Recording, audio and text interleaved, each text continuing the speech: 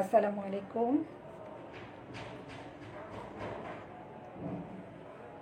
আসসালামু আলাইকুম। Synapse medical একাডেমির পক্ষ থেকে সবাইকে অনেক অনেক শুভেচ্ছা।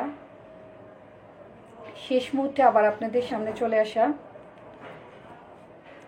খুব ভাইটাল টাইম। বেশি কথা বলবো না, খুব ইম্পর্টেন্ট কিছু টিপস দিয়ে আজকে আমি আমার ক্লাস শেষ করে দিব।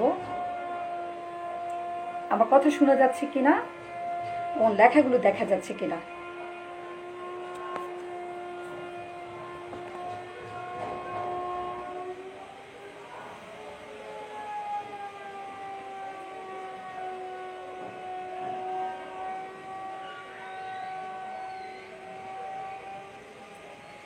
লেখাগুলো দেখা যাচ্ছে ক্লিয়ার হলে আমি শুরু করে দিই।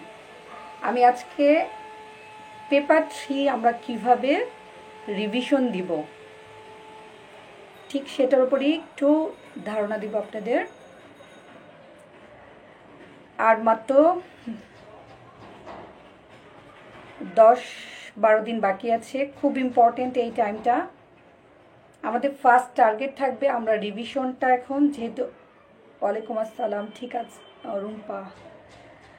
আচ্ছা, আমাদের ফার্স্ট টার্গেট থাকবে যে আমরা এখন যে কয়েকটা দিন বাকি আছে খুবই ভাইটাল, আমরা রুটিন করে এবং সিলেবাসটা ফলো করে রিভিশনটা দিব। ফার্স্ট ইম্পর্টেন্ট কথা, রুটিন করে পড়াশোনা করব। কেন করব? সিলেবাস ফলো করব যেন কোনো ইম্পর্টেন্ট টপিকস বাদ না যায়। এখন যেহেতু আমাদের শেষ মুহূর্ত, তাহলে ফার্স্ট টার্গেট হচ্ছে আমরা আছি আলহামদুলিল্লাহ। ফার্স্ট টার্গেট হচ্ছে আমাদের, এখন আমরা সব কিছু পড়বো না, এখন হচ্ছে ইম্পর্টেন্ট টপিকগুলো রিভিশন দিব, ফার্স্ট টার্গেট। সেকেন্ড টার্গেট হচ্ছে আমরা প্রিভিয়াস এসবিগুলো মাথায় রাখবো। থার্ড টার্গেট হচ্ছে আমরা মক টেস্টগুলো যে দিব, সেই মক টেস্টগুলো কোন টপিকগুলো আমরা পারছি না, ভুলে যাচ্ছি, ভুল হচ্ছে, সেই টপিকগুলো বারবার রিভিশন দিব এবং হচ্ছে খাতায় লিখে রাখবো যেন পরীক্ষার আগে আমরা ওটা দেখে যেতে পারি। এটা হচ্ছে আমাদের টার্গেট। এখন আমি পেপার 3 আমরা কিভাবে ইজি করে রিভিশন দিয়ে যেতে পারি সেটা নিয়ে একটু কথা বলবো। সেটা ফার্স্ট কথা হচ্ছে, আমি 12 ঘন্টার রিভিশনের পেপার 3 জন্য একটা রুটিন তৈরি করেছি। এই রুটিনটা ফলো করে যাদের আগে পেপার 3 রিভিশন শেষ, জাস্ট পরীক্ষার আগের রিভিশনের জন্য, পরীক্ষার 2-3 দিন আগে পেপার 3 কীভাবে রিভিশন দেবো সেটার উপর একটু ধারণা। তাহলে এখন ফার্স্টে আমরা পেপার জেনেটিক্স, ফার্স্টে হচ্ছে আমি জেনেটিক্স নিয়ে কথা বলবো। জেনেটিক্স পেপার 1, পেপার 2, পেপার 3 তিনটা পেপারই আসে। তো আমরা প্রথম দিনই পেপার 1-এর আগের দিনই জেনেটিক্সটা পড়ে নিব। জেনেটিক্সের সাথে আমরা ডিসঅর্ডার অফ সেক্স আর প্রিনেটাল স্ক্রিনিং, এই তিনটা চ্যাপ্টার একসাথে পড়ে নিব 1 ঘন্টা। জেনেটিক্স থেকে কি আসে? জেনেটিক্স থেকে অনেক সব আপুরা জানেন কি আসে, জাস্ট আরেকবার একটু বলা। আমরা জেনেটিক্সের হচ্ছে ক্লাসিফিকেশনটা খুব ভালো করে পড়ব। সাইটোজেনিক অ্যাবনর্মালিটি, সিঙ্গেল জিন ডিজঅর্ডার, ঠিক আছে, এভাবে ক্লাসিফিকেশনটা সুন্দর করে পড়ব। দেন হচ্ছে আমরা ভিতরে যাব। সাইটোজেনিক অ্যাবনর্মালিটির মধ্যে কি আছে? ট্রাইজোমিগুলো, যেটাকে আমরা একসাথে বলি হচ্ছে আমরা অ্যানিওপ্লয়েডি। অ্যানিওপ্লয়েডি, সেই অ্যানিওপ্লয়েডির মধ্যেই আছে ট্রাইজোমি 21, 18 বা এডওয়ার্ড, 30 হচ্ছে প্যাটাও সিনড্রোম। তাহলে ফার্স্ট ক্লাসিফিকেশনের মধ্যে জেনেটিক্সের মধ্যে হচ্ছে সাইটোজেনিক অ্যাবনর্মালিটি, সেটার মধ্যে আমরা পড়লাম অ্যানিওপ্লয়েডি।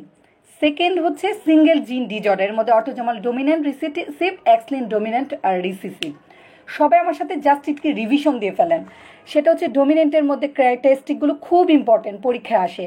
হেটারোজাইগাস, 50% হচ্ছে রিস্ক, অনসেটটা ডিলে হয়, কমপ্লিট পেনিট্রেন্সটা কমন, এবং উদাহরণগুলো যে যেভাবে মুখস্থ করতে পারেন উদাহরণগুলো, জাস্ট এই উদাহরণগুলো nervous system, urinary system, GIT system, কোনটা কোন সিস্টেম, ইনভলভ করে। উদাহরণগুলো একদম আপনাদের একদম ছোটস্থ মুখস্থ লাগবে, এই উদাহরণগুলো বুঝে পড়ে নেবেন। রিসেসিভ ডিসঅর্ডারের মধ্যে হচ্ছে ক্যারেক্টারিস্টিকগুলো দেখবেন এবং হচ্ছে উদাহরণগুলো একদম সুন্দর করে পড়ে নেবেন। এবং রিসেসিভ ডিসঅর্ডারগুলো মেনলি মেটাবলিক প্রবলেম করে এবং কি কি প্রবলেম করে নিউমোনিক্স দিয়ে সুন্দর করে পড়ে নেবেন। তারপরে হচ্ছে এক্স লিঙ্ক ডমিনেন্ট রিসেসিভ, এটার উদাহরণগুলো পড়বেন এবং অবশ্যই নিউমোনিক্সটা ফলো করবেন। এবং এক্স লিঙ্ক ডমিনেন্টের মধ্যেই হচ্ছে vitamin D resistant ricket. Multifactorial disorder মধ্যে কী আছে একদম মুখস্থ করে ফেলবেন, ঠিক আছে? Cleft lip, cleft palate, heart disease এবং ডায়াবেটিস, হাইপারটেনশন এবং পাইলোরিক স্টেনোসিস, এইগুলো হচ্ছে মাল্টিফ্যাক্টরিয়াল ডিজঅর্ডার। হ্যাঁ, কোভিড উইথ প্রেগনেন্সি সম্বন্ধে আমার একটা হ্যান্ড নোট আমি তৈরি করেছি, আপু আজকে বলবো। হ্যাঁ, আচ্ছা, তাহলে এই মাল্টিফ্যাক্টরিয়াল ডিজঅর্ডারগুলো কোনটা কি এক্সাম্পল সহ আপনারা পড়ে নেবেন। তাহলে জেনেটিক্স থেকে এভাবে পড়বেন, তারপর সাথে ডিজঅর্ডার অফ সেক্স পড়বেন। হ্যাঁ, গাইনি দত্ত থেকে ডিজঅর্ডার অফ সেক্স চ্যাপ্টারে যে সিনড্রোমগুলো আছে, প্রথমেই ডিজঅর্ডার অফ সেক্সের প্রথম চ্যাপ্টারের আনডিফারেন্সিয়েটেড গোনাড কত উইক্সে থাকে, তারপরে ডেফিনিটিভ গোনাড কত উইক্সে হয়, এসব শুরু করে তারপরে ভিতরের দিকে আস্তে আস্তে কী কী ছিল, কনজেনিটাল অ্যাডরেনাল হাইপারপ্লেসিয়া, তারপরে হচ্ছে অ্যান্ড্রোজেন ইনসেনসিটিভিটি সিনড্রোম, তারপরে হচ্ছে আমার টার্নার সিনড্রোম। এই সিনড্রোম থেকে কোশ্চেন আসবেই, তো এগুলো আমি ক্লাসেও বলেছি, এগুলো বারবার রিভিশনের উপরে রাখবেন। এবং এই টপিকসগুলো আমরা পেপার 3-র জন্য প্রথমেই জেনেটিক্স চ্যাপ্টারে 1 ঘন্টা এই টপিকসগুলো ভালো করে রিভিশন দিয়ে ফেলবো, যেন আমাদের পরীক্ষার সময় আমাদের ইজি হয়, কোনো সিনড্রোম যেন আমরা ভুল না করি, ঠিক আছে? প্রিন্যাটাল স্ক্রিনিংটার সাথে পড়বেন, কারণ প্রিন্যাটাল স্ক্রিনিংটা কেন করি, এই যে আমরা কি অ্যানিওপ্লয়েডি দেখার জন্য, তারপরে হচ্ছে সিঙ্গেল জিন ডিজঅর্ডারের জন্য আমরা এই প্রিন্যাটাল স্ক্রিনিংগুলো করি। তাহলে আমরা যদি জেনেটিক্স পড়ি, সাথে আমরা কি পড়বো? প্রিন্যাটাল স্ক্রিনিং পড়বো। তাহলে প্রথম 1 ঘন্টায় আমরা জেনেটিক্স, ডিজঅর্ডার অফ সেক্স এবং প্রিন্যাটাল স্ক্রিনিং, এই 3টা চ্যাপ্টার আমরা একসাথে রিভিশন দিব। তাহলে আমার পেপার 1-এর আগে যদি আমার এই 3টা টপিক ভালোভাবে পড়া হয়ে যায়, তাহলে আমার পেপার 2, পেপার 3তে আর রিভিশন দিতে হবে না। 3টা টপিক্সই 3টা পেপার আসতে পারে এবং কমন টপিক্স, এটা হচ্ছে কমন টপিক্স, ঠিক আছে? এখন আমরা খুব hot topics, Covid infection during pregnancy, এটা থেকে পরীক্ষায় আসতে পারে, এটা থেকে পরীক্ষায় কোশ্চেন থাকতেই পারে। এটা থেকে আপনারা শর্টকাট পড়বেন, শর্টকাট হচ্ছে আমার হ্যান্ড নোটটা ফলো করলে আশা করি কভার হয়ে যাবে ইনশাল্লাহ। সেটা হচ্ছে কোভিড ইনফেকশন ইন প্রেগনেন্সি, এটা হচ্ছে কি দিয়ে হয়, পরীক্ষায় আসতেই পারে এটা, ঠিক আছে? যেহেতু রেসিডেন্সিতে আসছে, রেমডিসিভির সম্বন্ধে অ্যান্টিভাইরাল ড্রাগ, এটাও আসতে পারে, ঠিক আছে? এটা কি দিয়ে হচ্ছে? SARS-CoV-2, এটা ইনকিউবেশন পিরিয়ড কত সবাই আমরা জানি, জাস্ট আর কি মিলিয়ে নেওয়া। এটা incubation period 2 to 14 days according to WHO guideline. একদম মুখস্থ করে ফেলবেন, কারণ পরীক্ষা আপনাদের আসতেই পারে, MCQ SBA। According to WHO হচ্ছে 4টা ভাগে আমরা ভাগ করি, মাইল্ড, মডারেট, সিভিয়ার এবং ক্রিটিক্যাল। মাইল্ডে তার হচ্ছে ফিভার থাকবে, কাশি থাকবে এবং গলা ব্যথা থাকবে, কোনো শ্বাসকষ্ট থাকবে না। মডারেটের ক্ষেত্রে শ্বাসকষ্ট পাবো, সাথে ফ্লু লাইক সিমটমগুলো। আমি একটু দ্রুত বলছি কারণ এটা টিপস ক্লাস, এখানে হচ্ছে আমি টিপস দিব আপনারা কীভাবে রিভিশন দিবেন। হ্যাঁ, এজন্য আমি এখন পড়ানোর এত সময় নেই, আপনাদের ভাইটালটা আমি নষ্ট করতে চাচ্ছি না। সিভিয়ারের ক্ষেত্রে সিভিয়ার মানে নিউমোনিয়া থাকবে এবং উইথ ও without complication. Features of pneumonia with ও without complication, that is chest এক্সরেতে নিউমোনিয়া পাবো এবং তার হচ্ছে শ্বাসকষ্ট থাকবে সাথে। ক্রিটিক্যালের ক্ষেত্রে সে সেপটিক শকে থাকবে, ARDS ডেভেলপ করবে এবং সেপসিস হবে। তাহলে এভাবে অ্যাকর্ডিং টু WHO আমরা 4টা ক্যাটাগরিতে ভাগ করি, একদম হচ্ছে সিমটম সহ আমরা মুখস্থ করে ফেলবো। তারপরে আমরা কি পড়ব, এটা কিভাবে এক্সামিনেশন করি। তারা বলেছে যে আমরা রোগীর তো কাছে যাব না, এটা যেহেতু ইনফেকশাস ডিজিজ, আমরা ডিজিটাল থার্মোমিটার দিয়ে টেম্পারেচারটা দেখব এবং তার পালস অক্সিমিটার দিয়ে আমরা স্যাচুরেশনটা দেখব, কারণ এইটাই আমাদের জাস্ট এইটা ফলো করলেই হচ্ছে আমাদের এই দুটা ভাইটাল প্যারামিটার দেখলে আমার এটা ট্রিটমেন্টটা অনেক ইজি হয়ে যায়। আমরা ইনভেস্টিগেশন কি দিব, পরীক্ষায় আসবে কিন্তু ইনভেস্টিগেশন আমরা কোন ডেতে করব, 3rd ডেতে, যেখানে তখন কেন করব, হাই ভাইরাল লোড থাকে। আর এটা আমরা কি কি ফার্স্ট স্যাম্পল নিই, নেজাল সব, থ্রোট সব। সেকেন্ড স্যাম্পল যদি আমরা দেই তাহলে স্পুটাম পাঠাবো। আমরা এখন যেটা করি সেটা হচ্ছে RT-PCR, real time polymerase chain reaction. আর কি করতে পারি, nucleic acid detection, other supportive কিছু ইনভেস্টিগেশন করি। আমরা সিটি স্ক্যান চেস্ট করব, আমরা করতে পারি এক্সরে চেস্ট, যেহেতু প্রেগনেন্সি তাহলে কী করবো, উইথ শিল্ডিং দিব, এক্সরে চেস্ট উইথ শিল্ডিং। আর কি পাবো চেস্ট এক্সরেতে, বাইলেটারাল লাং অপাসিটি কনসলিডেশন। ঠিক আছে, এই দুটো আমরা চেস্ট এক্সরেতে এবং সিটি স্ক্যান চেস্টে পেতে পারি যদি কমপ্লিকেশন হয়। তাহলে ম্যানেজমেন্ট কী করব, according to WHO guideline management করব কীভাবে, আমরা মাইল্ড আর মডারেট হোম আইসোলেশনে থাকবে, মাইল্ড মডারেট হোম আইসোলেশন থাকবে। সিভিয়ারের ক্ষেত্রে অবশ্যই আমার হসপিটালাইজেশন করতে হবে, এবং মাইল্ড মডারেট ক্ষেত্রেও আমরা তার পালস অক্সিমিটার দিয়ে অক্সিজেন সিচুয়েশন দেখব। অক্সিজেন সিচুয়েশন যদি লেস দেন 94% থাকে অবশ্যই তাকে হসপিটালে, মাইল্ড হলেও হসপিটালে অ্যাডমিট হতে হবে। তাহলে সিভিয়ারের ক্ষেত্রে হসপিটালাইজেশন করবে এবং অক্সিজেন সিচুয়েশন দেখব, যদি লেস দেন 94% হয় তখনই আমরা অক্সিজেন শুরু করে দিব। একটা কথা মনে রাখবেন, কোভিড ইনফেকশনে আমরা অক্সিজেন সিচুয়েশনটাই হচ্ছে আমাদের কাছে মেইন, এইটার উপর ডিপেন্ড করে আমরা ট্রিটমেন্ট করি। শ্বাসকষ্ট অক্সিজেন সিচুয়েশন, অক্সিজেন অনেক সময় শ্বাসকষ্ট নেই তাও অক্সিজেন সিচুয়েশনটা কমে যায়, সেটাকে আমরা বলি হ্যাপি হাইপোক্সিয়া, সবাই আমরা জানি। তারপর টার্মগুলো আমি একটু বললাম আপনারা যেন পরীক্ষার হলে যে পাজেল না হয়ে যান। তাহলে অক্সিজেন সিচুয়েশন যদি লেস দেন 94% থাকে তাহলে অবশ্যই অক্সিজেন শুরু করব, হাই ফ্লো অক্সিজেন দিব। কতক্ষণ দিব পর্যন্ত দিব, আমাদের টার্গেট হচ্ছে 96%, 92 থেকে 96%, যে পর্যন্ত তার টার্গেটে না আসবে আমরা অক্সিজেন ইনহেলেশন দিতেই থাকবো, হাই ফ্লো অক্সিজেন। ক্রিটিক্যালের ক্ষেত্রে কি হচ্ছে, আমরা তাকে আইসিইউ সাপোর্ট দিব, ভেন্টিলেটরে সাপোর্ট দিব। কীভাবে কী কী ট্রিটমেন্ট দেয়, কী কী ড্রাগ আপনারা সবাই জানেন। আরেকটা আমি কমপ্লিকেশন বলি না, এটা হচ্ছে আরও মাইক্রোস্কোপিক ডায়াগনোসিস, যে সাইটোকাইন স্ট্রম হয়, এটাতে আমরা পেশেন্টেরই হচ্ছে আমরা সেরাম ফেরিটিন করি, কোয়াগুলেশন প্রোফাইল করি, ইন্টারলিউকিন করি, এগুলো হচ্ছে এক্সপেন্সিভ টেস্ট। সেই এক্সপেন্সিভ টেস্ট জাস্ট মাথায় রাখেন, আমরা হচ্ছে সহজে করতে দেই না আর কি। এখন কি কি ড্রাগ ট্রায়ালে আছে, আমরা আগে দিতাম হাইড্রোক্সিক্লোরোকুইন, এজিথ্রোমাইসিন, জাস্ট নামগুলো দেখে যাবেন। আর রেমডিসিভির সম্বন্ধে একটু দেখে যাবেন, এটা একটা অ্যান্টিভাইরাল ড্রাগ, ইউটিউব থেকে একটু সার্চ দিয়ে এটা একটু দেখে যাবেন।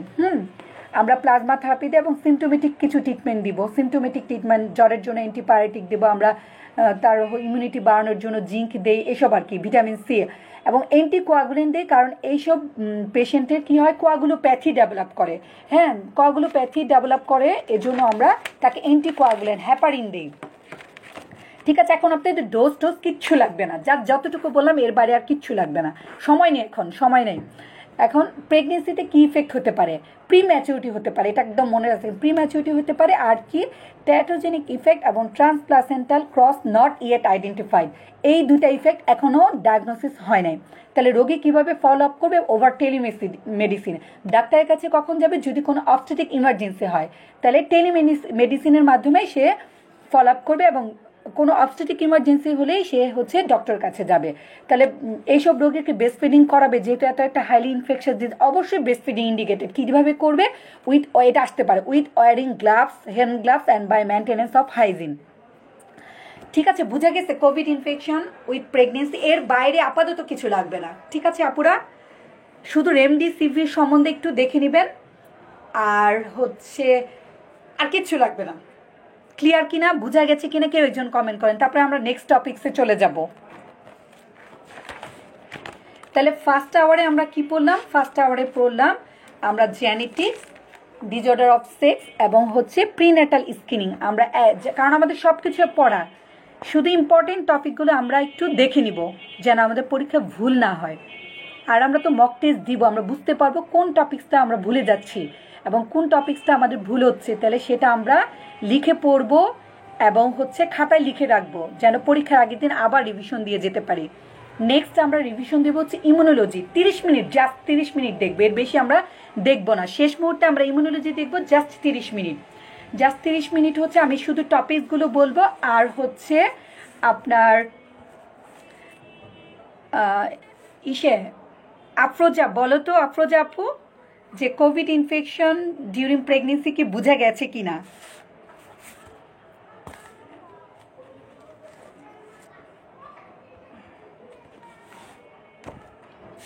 তাহলে আমরা ইমিউনোলজি সম্বন্ধে basic immunology just 30 minute revision দিব। কি কি রিভিশন দিব জাস্ট টপিকগুলো দেখাচ্ছি। Primary lymphatic organ, secondary lymphatic organ, B cell maturation formation, T cell formation maturation কোথায় হচ্ছে এগুলো আমরা সব জানি, কিন্তু তারপরও শেষ মুহূর্তে 30 মিনিটের জন্য আমরা একটু দেখে যাব ক্লাসিফিকেশনের মধ্যে ইনেট অ্যাকোয়ার্ড ইমিউনিটির কম্পোনেন্টগুলো এবং কোন সেল কোন ইমিউনিটি দেয়, এই কম্পোনেন্টগুলো অনেক ইম্পর্টেন্ট। ঠিক আছে, হিউমারাল এবং সেল মেডেড ইমিউনিটি ইনেট কম্পোনেন্ট কোনটা, অ্যাকোয়ার্ড কম্পোনেন্ট কোনটা, খুব ইম্পর্টেন্ট। আমরা শেষ মুহূর্তে আধা ঘন্টার জন্য এটা দেখে নিব এই ঝকটা। ঠিক আছে, ভাইরাস, ব্যাকটেরিয়া, ফাঙ্গাস, ফরেন বডিতে ঢুকলে আমার অ্যান্টিজেন প্রেজেন্টিং সেল কী কী আছে, macrophage, B cell, dendritic cell, Langerhans cell, এইগুলো অ্যানগালফ করবে। তারপর এই পাথওয়েটা খুব ইম্পর্টেন্ট, এই পাথওয়েটা আমরা শেষ মুহূর্তে কিন্তু দেখে নিব এবং প্রত্যেকটা সেলের সারফেস প্রোটিনগুলো দেখব। আচ্ছা ঠিক আছে, থ্যাংক ইউ আসমাপু, থ্যাংক ইউ। ঠিক আছে, ফলো করেন রিভিশনটা কিভাবে আমরা দিব। তারপরে হচ্ছে আমরা ইমিউনোগ্লোবিন সম্বন্ধে একদম ভালো করে পড়বো। ইমিউনোগ্লোবিন স্ট্রাকচার মানে কয়টা, গ্যামেট। ঠিক আছে, গ্যামেটের মধ্যে গ্যাম হচ্ছে 1 to 5, মনোমার, ডাইমার, প্যান্টামার, জিএম হচ্ছে জি আর এম হচ্ছে কমপ্লিমেন্ট ফিক্সেশনে হেল্প করে, জিটা হচ্ছে প্লাসেন্টা ক্রস করে, এবং মেগা, এম ফর মেগা। সবচেয়ে বড় ইমিউনোগ্লোবিন কোনটা, ইমিউনোগ্লোবিন এন। পাথওয়ে অফ কমপ্লিমেন্টের মধ্যে হচ্ছে আমরা কোনটা অপসোনাইজেশন, কোনটা ক্যামোট্যাক্সিস করে, কোনটা অ্যানাফাইলোটক্সিন, এটা আমরা একটু দেখে নিব। তারপর হচ্ছে আমরা হাইপার সেন্সিটিভিটির রিয়াকশনগুলো টাইপস প্রত্যেকবার অল্টারনেট করে আসে। হাইপার সেন্সিটিভিটির অল্টারনেট উদাহরণ, অ্যানাদার নেম, এবং হচ্ছে উদাহরণগুলো, যেমন টাইপ 1-এর অপর নাম হচ্ছে অ্যাটোপি, টাইপ 2 হচ্ছে অ্যান্টিবডি মেডিয়েটেড সাইটোটক্সিক হাইপার। আমার যে টপিকসগুলো বলতেছি ওই টপিকসগুলো অবশ্যই আমরা দেখে যাব। ঠিক আছে, খুব ভাইটাল এবং হট টপিকস, এগুলো থেকে কোশ্চেন আসবেই, না দেখে গেলে অ্যান্সার করতে আমাদের কষ্ট হয়ে যাবে, এজন্য অবশ্যই আমরা দেখে নিব। আমরা এই হাইপার সেন্সিটিভিটি উদাহরণগুলো পরীক্ষার আগের রাতেও দেখব, যেন একটা এক্সাম্পল আমাদের ছুটে না যায়। ঠিক আছে, এভাবে নিজের মতো করে নোট করে সুন্দর করে, সবার কাছে এগুলো নোট করা আছে আর কি, আমি জাস্ট শেষ মুহূর্তে বলতেছি অল্টারনেট নেমগুলো এবং উদাহরণগুলো যেন একটাও বাদ না যায়। ব্লাড ট্রান্সফিউশন, আর এইচ ইনকম্প্যাটিবিলিটি, একটা উদাহরণ যেন না বাদ যায়, আমরা এভাবে দেখব। ঠিক আছে, তারপরে টাইপ 3 মানে হচ্ছে সিস্টেমিক ইমিউনোকমপ্লেক্স মেডিয়েটের মধ্যে সিস্টেমিক, লোকাল, এবং টাইপ 4 ডিলেট টাইপ অফ হাইপারসেন্ট, এবং টাইপ 5-এর মধ্যে আছে মাইস্থেনিয়া গ্রাভিস। এই উদাহরণগুলো দেখব এবং ফাইনালি এবং এমএসসি সম্বন্ধে খুব ভালো একটা ধারণা নিয়ে যাব। এমএসসি 1 আছে, 2 আছে, 3 আছে, কি কম্পোজিশন করে, এটা একটু আমরা দেখে নিব। ফাইনালি এই 4-5টা কথা ইমিউনোলজি থেকে এই কি পয়েন্টগুলো আমরা একটু দেখব, একদম মুখস্থ করে ফেলবো। যে ফিটাস কনসিডার্ড অ্যাজ এ অ্যালোগ্রাম, এবং ম্যাটার্নাল ইমিউনোগ্লোবিন জি প্লাসেন্টা করে জিপি, তাহলে জিটা ক্রস করে কত উইক্স থেকে 12 উইক্স অনওয়ার্ড। ফিটাস নিজে ইমিউনোগ্লোবিন তৈরি করতে পারে কত উইক্স থেকে, 10 উইক্স থেকে। ডিউরিং প্রেগনেন্সি আমাদের কি শিফট হয়, সেল মিডিয়েটেড ইমিউনিটি হিউম্যান ইমিউনিটিতে শিফট হয়। জাস্ট এই 4-5টা কথা কি পয়েন্টগুলো পড়ে তাহলে আমাদের ইমিউনোলজি 30 মিনিটের রিভিশন আমরা শেষ করে দিব। ঠিক আছে, তারপরে হচ্ছে আমরা রিভিশন দিব হচ্ছে জেনারেল প্যাথোলজি এবং জেনারেল নিউপ্লাসিয়ার বেসিকটা, মাত্র 1 ঘন্টা, আমরা 1 ঘন্টা পড়বো। ঠিক আছে, 1 ঘন্টার মধ্যে আমরা ইম্পর্টেন্ট টপিকসগুলো হচ্ছে জাস্ট আমি নাম বলছি, আপনারা হচ্ছে অবশ্যই রিভিশন দিবেন। রিভিশন বাদ দিলে পরীক্ষার হলে অ্যান্সার করাটা কিন্তু আমাদের কঠিন হয়ে যাবে। ঠিক আছে, এবং আমি শেষ সময় হচ্ছে আমার সময়ের প্রিভিয়াস কিছু এসবিএ হচ্ছে বলবো, সেটা হচ্ছে আপনারা প্যাথোলজি থেকে সেলুলার অ্যাডাপ্টেশন সম্বন্ধে ক্লিয়ার ধারণা নেবেন, এর মধ্যে মেটাপ্লাসিয়া সম্বন্ধে ক্লিয়ার পড়বেন, ফ্রি রেডিক্যাল। ঠিক আছে, আমি আর এখন দেখাচ্ছি না, জাস্ট টপিকগুলো দেখেন, কোনো টপিক যেন বাদ না যায়। ফ্রি রেডিক্যাল পড়বেন, ইরিভার্সিবল সেল ইনজুরির মধ্যে পার্থক্যটা পড়বেন, লিকোইফেক্টিভ এবং ন্যাক্রোসিসের উদাহরণগুলো, লিকোইফেটিক ন্যাক্রোসিস সম্বন্ধে পড়বেন, কেজিয়েটিভ necrosis, coagulative necrosis, apoptosis. Necrosis একটা ওয়ার্ডও কিন্তু বাদ দেওয়া যাবে না। হ্যাঁ, এই সেল থেকে আসে, কোনটা লেভাল সেল, কোনটা স্টেবল সেল, কোনটা পার্মানেন্ট সেল, হ্যাঁ, কোনটা ডিভাইডিং সেল, কোনটা নন ডিভাইডিং সেল। গ্যাংগ্রিনের উদাহরণগুলো, ড্রাই গ্যাংগ্রিন, ময়েস গ্যাংগ্রিন, ঠিক আছে। তারপরে হচ্ছে ক্যালসিফিকেশনের মধ্যে মেটাস্টেটিক ক্যালসিফিকেশন, ডিস্ট্রফিক ক্যালসিফিকেশনের উদাহরণগুলো খুব ইম্পর্ট্যান্ট। দি মেটাস্টেটিক ক্যালসিফিকেশন মানে হচ্ছে সেখানে হাইপার ক্যালসিমিয়া থাকবে, তাহলে কজেজ অফ হাইপার ক্যালসিমিয়া খুব ইম্পর্ট্যান্ট। একজুডেট ট্রানজুডেটের পার্থক্য, ইনফ্লামেশনের মধ্যে একুট কোনিক ইনফ্লামেশনের পার্থক্য, তারপরে হচ্ছে আমার ওই ফ্যাগোসাইটোসিসটা অক্সিজেন ডিপেন্ডেন্ট ইনডিপেন্ডেন্ট, প্রিফর্ম কেমিক্যাল মেডিয়েটরের মধ্যে কী কী আছে, হিস্টামিন, সেরোটোনিন, লাইসোজোমাল এনজাইম, এগুলো একটা পয়েন্ট অফ হিস্টামিন সম্বন্ধে ডিটেল পড়বো। ভ্যাসোঅ্যাক্টিভ অ্যামাইন মানে হচ্ছে হিস্টামিন, সেরোটোনিন, এগুলো প্রিভিয়াস টপিক থেকে পরীক্ষায় কোশ্চেন আসে। প্লাটিলেট কী কী সেক্রেট করে এবং প্লাটিলেটের অ্যানাটমি, থ্রম্বোজেন এটু সম্বন্ধে ডিটেলস পড়বো। একুট ফেজ রিয়াকশন মানে কি, একুট ফেজ রিয়াকশন মানে সি অ্যাক্টিভ প্রোটিন বাড়বে, স্লিপ বাড়বে, অ্যাপেটাইট কমবে, নিউট্রোফিলিয়া হবে, ইএসআর হবে, খুব ইম্পর্ট্যান্ট পড়বো আমরা একুট ফেজ রিয়াকশন। কেজেটিং, নন কেজেটিং গ্রানুলার উদাহরণ, গ্রানুলোমাটাস ইনফ্লামেশনের মধ্যে হচ্ছে আমার 20টা উদাহরণ আছে, একটা উদাহরণও কিন্তু বাদ দেওয়া যাবে না। একদম ঝাঁঝা করে গ্রানুলোমাটাস ইনফ্লামেশনের উদাহরণগুলো একদম ঝাঁঝা করে মুখস্থ করে ফেলতে হবে, একটা পয়েন্টও বাদ দেওয়া যাবে না। গ্রানুলোমাটাস ইনফ্লামেশনের উদাহরণ পরীক্ষা, আপনাদের গ্রানুলোমাটাস ইনফ্লামেশন পরীক্ষা আসে। আমার এখানে 11টা লেখা আছে, আরও আছে কয়েকটা, আপনারা দেখে নেবেন। সুরাইয়া আপু, আমার কথাগুলো শুনেন, টপিকগুলো পুরো পেজ তো আমি দেখাচ্ছি না, আমি জাস্ট হচ্ছে যে টপিকগুলো বাদ দিলে চলবে না রিভিশনের সময়, জেনারেল প্যাথোলজি এবং জেনারেল নিউপ্লাসিয়া থেকে এই বেসিক টপিকগুলো রিভিশন দিলে হবে। এখন এত ডিটেলস লাগবে না, হ্যাঁ এত ডিটেলস কিন্তু লাগবে না। পেজগুলো ব্লাড দেখা যাচ্ছে, আমি তো পেজগুলো দেখাচ্ছি হচ্ছে জাস্ট টপিকগুলো শুনেন, যেন এই টপিকগুলো বাদ না যায়, রিভিশন বাদ দেওয়া যাবে না।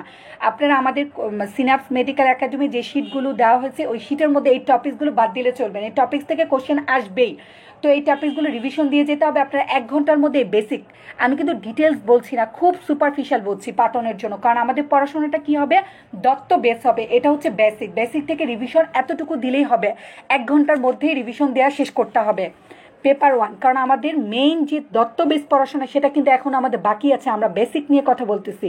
যেমন গ্রানুলোমাটাস ইনফ্লামেশন সম্বন্ধে যে উদাহরণগুলো একদম ঝাঁঝা করে মুখস্থ করে ফেলবেন, একটা উদাহরণও বাদ দিলে চলবে না, এটা পরীক্ষা আসবে। টিউবারকুলোসিস, লেপ্রোসিস, সিফিলিস, ক্যাটিসিস, ডিজিজ, ফাইলেসিস, অ্যাসকেসিস, যে যেভাবে পারেন একদম সময় আর ওয়েস্ট করা যাবেই না, ঠিক আছে। আর এই এক্সপোলিটিভ সাইটোলজি, এফএনইসি কোনটা কোথা থেকে করা হয় দেখেন, এক্সপোলিটিভ সাইটোলজি এক্সপোলিটিভ সেল থেকে, তাহলে বডির যেখানে যেখানে থেকে এক্সপোলিটিভ সেল পাওয়া যায়, সার্ভিক্স থেকে পাওয়া যায়, পরীক্ষা আসতে পারে যে প্যাপসিসমেয়ার হচ্ছে এক্সপোলিটিভ সাইটোলজি কিনা, অবশ্যই সার্ভাইকাল স্মার বা প্যাপসিসমার হচ্ছে এক্সপোলিটিভ সাইটোলজি, এটাতে এক্সপোলিটিভ সেল থাকে। ভ্যাজানেতে এক্সপোলিটিভ সেল থাকে, স্পুটামেতে এক্সপোলিটিভ সেল আছে, ইউরিন একটা এক্সপোলিশনের মাধ্যমে ইউরিন আছে, মানে এক্সপোলিটিভ সেল থেকে যে সেল নিয়ে যেটা করা হয় সেটাকে বলে এক্সপোলিটিভ সাইটোলজি। সাইট পরীক্ষা আসে, খুব ইম্পর্টেন্ট এক্সপোলিটিভ সাইটোলজি। তারপর ইন্টারফেরন সম্বন্ধে আপনারা পড়বেন, একটা বেসিক ধারণা নেবেন, রিভিশন দিবেন। আমি এই উন্ড হিলিং সম্বন্ধে কে বাড়ায় কে কমায় একদম মুখস্থ করে ফেলতে হবে। ভাস্কুলার এন্ডোথেলিয়াল গ্রোথ ফ্যাক্টর সম্বন্ধে 4-5টা কথা রবিনস, মানে আপনাদের তো অবশ্যই পড়া আছে, এটা একটু দেখে নেবেন। এবং উন্ড হিলিং বাড়ায় কমায় একদম মুখস্থ করে ফেলতে হবে। দেখেন উন্ড হিলিং ডিলে করে, ডিলে, দেখেন আয়োনাইজিং রেডিয়েশন ডিলে করে, এরকম আর কি পড়তে হবে, কোনটা ভাড়ায় কমায়। জায়েন্ট সেল পড়তে হবে, physiological giant cell, pathological giant cell. Physiological giant cell মধ্যে কী কী আছে, osteoclast, megakaryocyte, syncytiotrophoblast of the placenta, 3টা উদাহরণ একদম মুখস্থ করে ফেলতে হবে। কোলাজেন সম্বন্ধে একদম ঝাঁঝা করে পড়ে ফেলতে হবে। তারপরে হচ্ছে আমার কি জানি বলে এই হাইপার কোয়াগুলেবিলিটি মধ্যে যে উদাহরণগুলো আছে, প্রাইমারি, সেকেন্ডারি, ডিআইসি সম্বন্ধে একদম পড়তে হবে। ডিআইসি হচ্ছে অফসেট দত্ত, হচ্ছে পেজ নাম্বার 712, ডিআইসি 4টা দেখতে হবে, অফসেট দত্ত 712, ডিআইসি 4টা, এবং কজগুলো দেখতে হবে। গ্রোথ ইনহিবিটরের মধ্যে 3টা নাম মুখস্থ করে ফেলতে হবে, heparin, interferon, prostaglandin E2, heparin, interferon, prostaglandin E2, heparin, interferon, prostaglandin E2। তারপরে হচ্ছে ফ্যাট অ্যাম্বোলিজম কী কী ক্যারেক্টারিস্টিক পাচ্ছি, site of red infarct, white infarct. এখন সাইটটা আপনারা কীভাবে মুখস্থ করবেন, সাইটটা যে কোনো একটা ইনফ্যাক্টের নাম মুখস্থ করবেন, হ্যাঁ, রেড ইনফ্যাক্ট এবং হচ্ছে হোয়াইট ইনফ্যাক্ট, এবং এটা হচ্ছে রেড ইনফ্যাক্ট এবং হোয়াইট ইনফ্যাক্ট উদাহরণ, যে কোনো একটা উদাহরণ করলে মুখস্থ করলে আরেকটা হয়ে যায়। Stages of shock, non progressive, progressive, irreversible, কোনটাতে কি হয় 100% লাগবে। ডিআইসি সম্বন্ধে অবশ্যই লাগবে, কী কী ইনভেস্টিগেশন করি ডিআইসিতে, সব টাইম বাড়বে ফ্যাক্টর কমবে, এটা মনে রাখবেন, টাইম বাড়বে ফ্যাক্টর কমবে। ডিআইসিতে সবগুলো ডিআইসিতে কি হবে, টাইম বাড়বে। যত টাইম আছে, ব্লিডিং টাইম, ক্লটিং টাইম, প্রথম মিন টাইম, এপিটিভ টাইম বাড়বে, ফ্যাক্টরগুলো কনজামশন হয়। ডিএসের অপর নাম কি, কনজামশন কোয়াগুলোপ্যাথি। এই জন্য ফ্যাক্টরগুলো কমে যাবে। ফুল পরে টুপ করে ফিব্রিনোজেন, প্রথম বিন, টিস্যু থ্রম্বোপ্লাস্টিন এবং ক্যালসিয়াম সবগুলো ফ্যাক্টর হচ্ছে কমবে, টাইম বাড়বে, ফ্যাক্টর কমবে, প্লাটিলেট কাউন্ট কমবে, কারণ প্লাটিলেট হচ্ছে কোয়াগুলেশন ফ্যাক্টর হিসেবে, মানে কোয়াগুলেশনে হেল্প করে, প্লাটিলেটও কমবে। টাইম বাড়বে মানে হচ্ছে কোন টাইমগুলো বেশি বাড়বে, 1258 নাম্বার বাড়ি হচ্ছে 10 তালা, 1258 নাম্বার বাড়ি 10 তালা, 1, 2, 5, 8 এবং 10, এই 5টা টাইম বেশি বাড়বে। তাহলে ডিএসিতে টাইম বাড়বে, ফ্যাক্টর কমবে, প্লাটিলেট কাউন্ট কমবে। তাহলে আরেকটা মুখস্থ করে রাখবো, 1258 নম্বর বাড়িটা হচ্ছে 10 তলা, 1, 2, 5, 8 এবং 10 বেশি বাড়বে। ঠিক আছে, এভাবে একটু গুছায়া রিভিশন দিতে হবে। ডিআইসি, সাইটোলজি তো বললাম। তারপর হচ্ছে এই বেসিক মেলিগনেন্সি থেকে, ফিচার্স অফ মেলিগনেন্সি মানেই হচ্ছে কি আমার প্লিওমরফিজম, লেক অফ ডিফারেন্সিয়েশন হচ্ছে হলমার্ক। দেখেন, মেলিগনেন্সি বা অ্যানাপ্লাসিয়া, অ্যাবনর্মাল নিউক্লিয়ার মরফোলজি থাকবে, মাইটোসিস থাকবে, লস অফ পোলারিটি এবং ইনভেশন থাকবে, লস অফ পোলারিটি এবং ইনভেশন। শেষ মুহূর্তে রিভিশন খুবই ইম্পর্ট্যান্ট, পুরো একটা সময় নষ্ট করা যাবে না। হ্যাঁ, 12 ঘন্টা 14 ঘন্টা করে বারবার রিভিশন দেন। আপনারা সবাই জানেন কতটুকু পড়তে হবে, আপনারা সবাই জানেন কতটুকু পড়তে হবে। হ্যাঁ, বেসিক নিউপ্লাসিয়া থেকে বিনাইন মেলিগন্যান্টের পার্থক্য, প্যারানিউপ্লাস্টিক সিনড্রোম, তারপরে হচ্ছে tumour marker, hormone producing tumour, এগুলো সব ভালো করে পড়তে হবে, একটা ওয়ার্ডও বাদ দেওয়া যাবে না। এভাবে আমরা যদি 1 ঘন্টা এই জেনারেল প্যাথোলজি এবং জেনারেল নিউপ্লাসিয়াটা একটু রিভিশন দিব, 1 ঘন্টা ধরে রিভিশন দিব, তারপর আমরা চলে যাব 1 ঘন্টার জন্য বেসিক মাইক্রোবায়োলজি। বেসিক মাইক্রোবায়োলজি থেকে আমরা কি পড়ব, আমরা বেসিক মাইক্রোবায়োলজিতে পড়ব রিলেটেড টু গাইনি এবং অবস। প্রথমে আমরা classification of virology, classification of bacteriology, classification of mycology একদম ঝাঁঝরা করে মুখস্থ করে ফেলবো।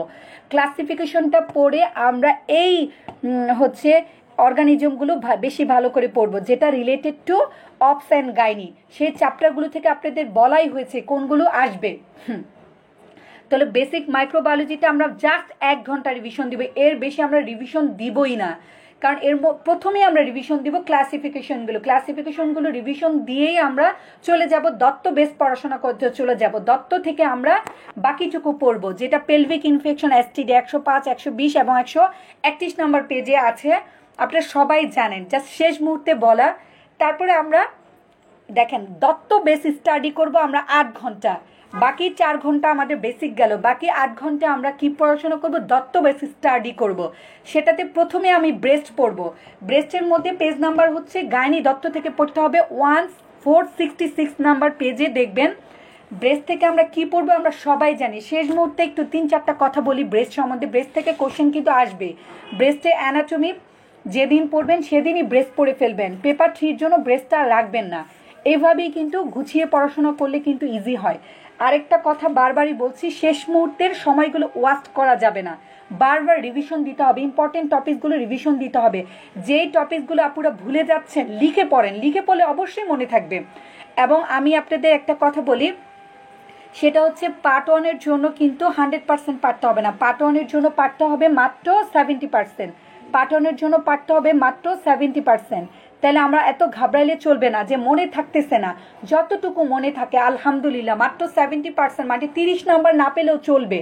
70% এবং নেগেটিভ মার্কিং তো নাই, তো আমাদের কোনো টেনশন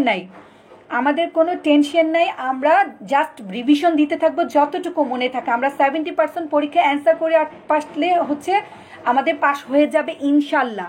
এখন কথা হচ্ছে শেষ মুহূর্তের কথা, সেটা হচ্ছে আমরা হচ্ছে আমার কথাটা বলি যে আমি যে কোন 2016 সালের জুলাইতে পড়াশোনা শুরু করেছি, 2015 সালের জুলাইতে পড়াশোনা শুরু করেছি পার্ট 1-এর জন্য, এফসিপিএস পার্ট 1-এর জন্য পড়াশোনা শুরু করেছি। আমার সাকসেস স্টোরিটা বলার অর্থ এই যে আমিও কিন্তু হচ্ছে ফেল করতে করতে পাশ করেছি। Failure is the pillar of success, কিন্তু বেশি ফেল করি নাই, অল্প ফেলে পাশ হয়ে গেছে, কিন্তু আমি সেটাকে ধরে রেখেছি। এক কথা হচ্ছে failure is the pillar of success, দুই কথা হার্ড ওয়ার্কিং করলে আল্লাহ অবশ্যই দেখবো। আমরা 5 ওয়াক্ত নামাজ পড়বো এবং মানে যতদিন বাকি আছে আমরা একদম রুটিন করে ইম্পর্টেন্ট টপিকগুলো বারবার রিভিশন দিলে আমাদের ভুল হবে না ইনশাল্লাহ। তাহলে কি, আমি জুলাই 2015 সালের জুলাই থেকে এফসিপিএস পড়া শুরু করেছি। এফসিপিএসের সিলেবাসটা ধরে ওইটাই আমার সিলেবাস, একদম ধরে গুছায় যে কোন টপিক থেকে বেশি কোশ্চেন আসে ঠিক গুছায়। যেমন সবার আগে আমি ইমিউনোলজি 5 নম্বরের জন্য পড়ে ফেলছি, আমার সিলেবাস শেষ, এটা কাটা দিয়েছি। মাইক্রোবায়োলজি সিলেবাস শেষ, 10 নম্বরের জন্য কাটা দিয়েছি। তারপর আস্তে আস্তে প্যাথোলজি রিভিশন দিয়েছি। এভাবে ধরে ধরে আমি কিন্তু প্রথমে এবং বড় ভাইয়া আপুদের গাইডলাইন ফলো করেছি, ইম্পর্টেন্ট টপিকসগুলো জেনেছি, দত্ত বেস পড়াশোনা করেছি। আমি ফার্স্টবার এফসিপিএস এর সিলেবাসটা শেষ করেছি, কিন্তু যখন আমি শেষ করব, এফসিপিএস জুলাইতে শুরু করেছি, কোচিং করতেছি, পড়াশোনা করতেছি এবং ক্লাসে আমি চেষ্টা করতেছি আমি যেন ফার্স্ট হই, এবং বেশিরভাগ পরীক্ষায় আমি কোচিংয়ে ফার্স্ট হতাম। তো হচ্ছে আমার কনফিডেন্টও বেড়ে গেল যে না, আমাকে পড়তে হবে, পাশ করতে হবে। তাহলে আমি কি করলাম, সবাই রেসিডেন্সি পরীক্ষা দিচ্ছে, আমি কিন্তু শুরু করেছি এফসিপিএস এর পড়াশোনা, আমি কিন্তু রেসিডেন্সি দিব না। তারপরে রেসিডেন্সি সবাই দিচ্ছে, মনটা খারাপ লাগছে, আমিও তারপর কি করলাম, 1 মাসের ব্যবধানে প্রিভিয়াস কোশ্চেন পড়ে ওই নভেম্বর এমএস রেসিডেন্সি দিলাম গাইনিতে। আমার হলো না, আমার এফসিপিএস এর পড়াশোনা ইনকমপ্লিট, আমার এমএসও হলো না, কারণ 1 মাসের পড়াশোনায় কিন্তু রেসিডেন্সি হবে না। কিন্তু আমি তখন তো জানতাম না, আমি পড়াশোনা শুরু করছি এফসিপিএস এর জন্য।